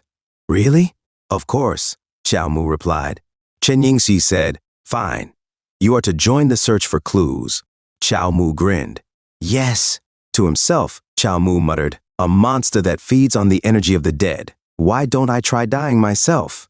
At the west of the city, drunken immortal restaurant, His Majesty gazed out at the streets through the window. Suddenly, there was a knock. "Come in," His Majesty said. Flying Fish Guard Chu Xing entered and bowed. "Your Majesty, we have news of Wang Song." His Majesty fiddled with his jade ring and said, "Speak." Chu Xing reported, "A spy we have near Shenqing informed us that someone named Xiao Mu has joined the prefecture government as a constable. In the recommendation letter, Wang Song did not mention his circumstances. Perhaps Shenqing knows nothing either. Your Majesty, it is rumored that Wang Song turned to the way of the immortals." "Nonsense," His Majesty interrupted, picking up his cup of cold tea. "He hates immortals with every fiber of his being. Why would he try to learn their ways? But humans are bound to change. He has laid low for decades, and now, all of a sudden, he recommends someone? That someone must be of great importance as well. Make the arrangements. I would like to see just who this Xiao Mu is." At Qingluan Peak, Taoist Temple, Elder Ling Ling smiled gently at Miss Snow Kenshu. "You were still an infant when I last saw you. A decade has passed in an instant. You have come here after all, and therefore this fate belongs to you." Elder Ling. Kenshu hesitated. Ling Ling continued, "I knew what happened to the Qiao family. The way of the immortals or the way of martial arts, there is nothing inherently wrong with them. You were born with an exceptional spiritual sense. If there are better ways of cultivation, why not use them instead? Since you refuse to join any immortal factions, it will make no difference if you stay here with me." Miss Snow lowered her head. "Yes, Elder." To herself, she thought, "What are you doing right now, Xiao Mu?" In another scene, Xiao Mu sat in a prison cell picking his nose. A constable snapped, "Behave while you're in there. Any tricks and not even 10 lives will be enough for you." Xiao Mu flicked a booger away. "Don't worry, I wasn't planning to leave anyway." To himself, he muttered, "Since I was dying for this opportunity." Earlier, inside Dawn's Jade Pavilion tea house, a man placed a box on the table and began his story. And the hero Chao Sen yelled, "I am a warrior, and there's no way to go but forward." After he said that, he killed the Lord with a single strike of his lance and left without a glance back. Xiao Mu interrupted, "What's the fun in talking about me all the time? There are monsters in the city. Talk about something trendy, storyteller." Another patron shouted, "This is peak. Chao Sen is a real hero." Xiao Mu sighed internally. "I wanted to learn more about the city to find out where the monster might show up next. Then I can die happy. Instead, I spent half an hour listening to my own glorious past deeds. What a waste of time." A person turned to Xiao Mu and remarked, "As a constable of the capital of Heong Prefecture, you are here listening to stories in broad daylight instead of working. Are you not perhaps neglecting your duties?" Annoyed, Xiao Mu retorted, "Are you teaching me how to do my job?" The person smiled faintly. "Not at all. I was only joking."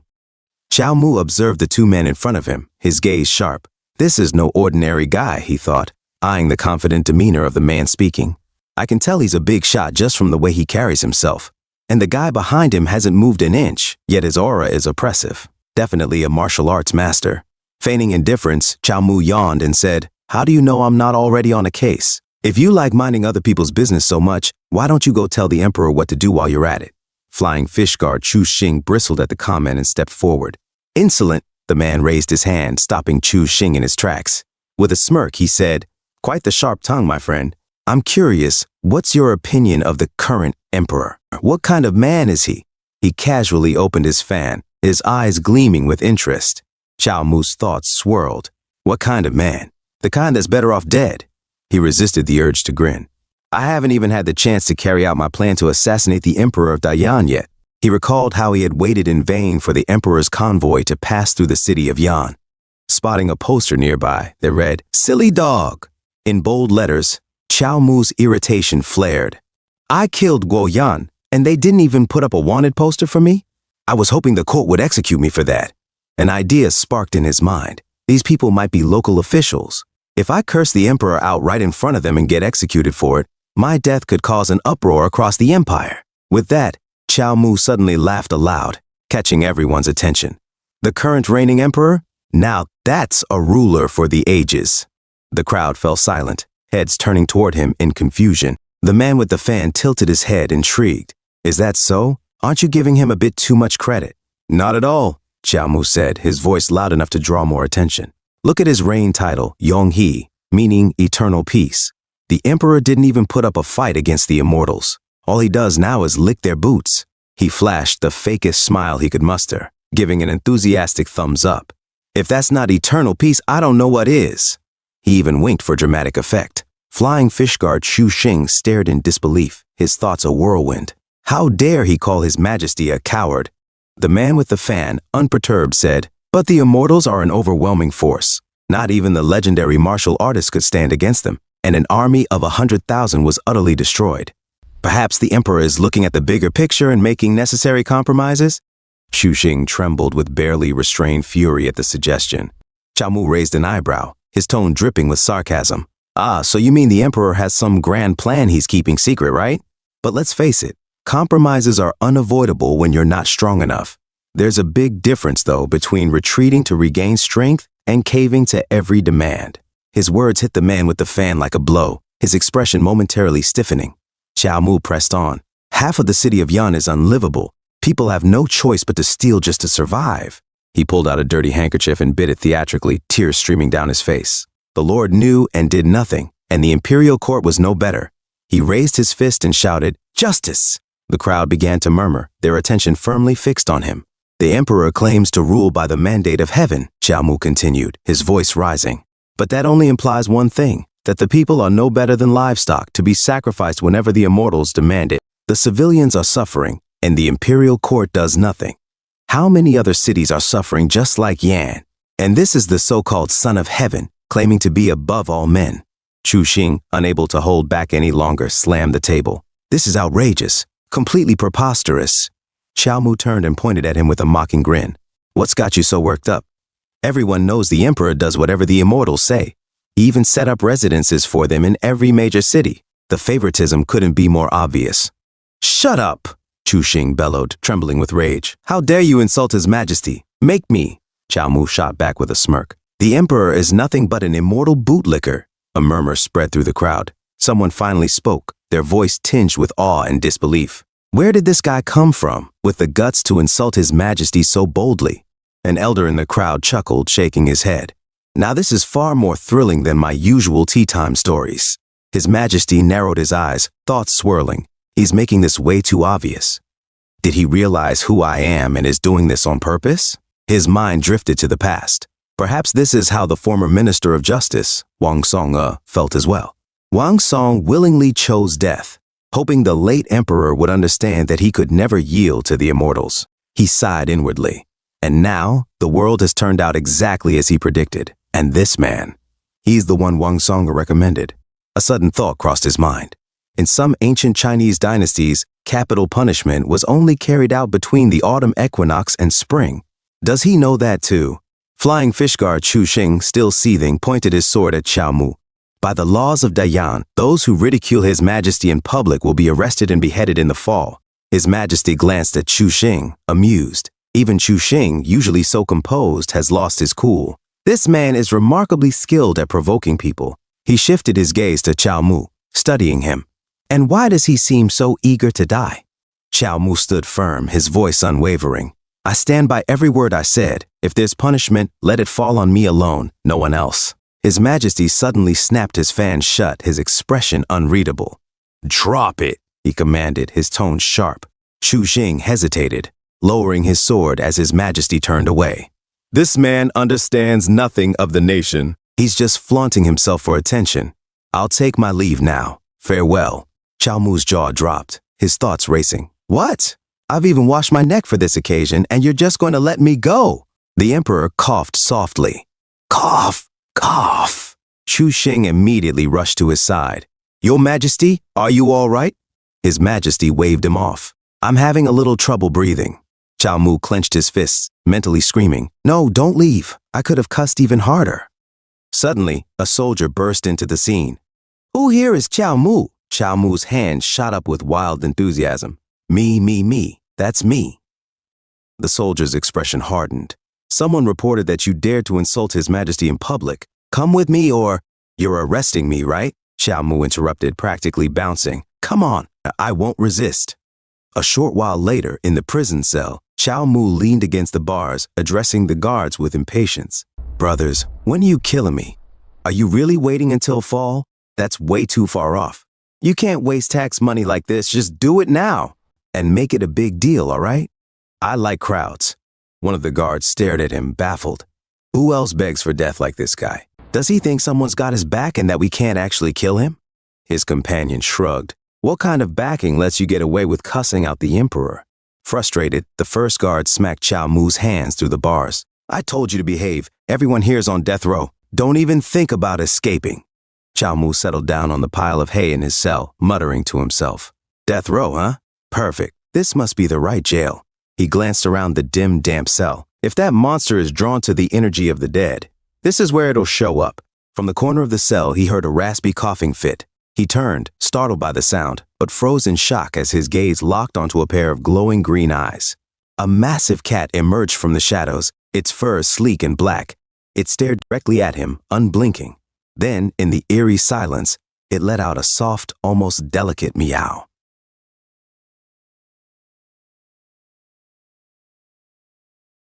Thank you so much for watching. That's all for now. If you enjoyed this video, please give it a thumbs up and consider subscribing to help me grow my channel. Your support means the world to me. Don't forget to leave a comment below. I love hearing from you. Let's keep the conversation going and get those analytics buzzing. Until next time, take care.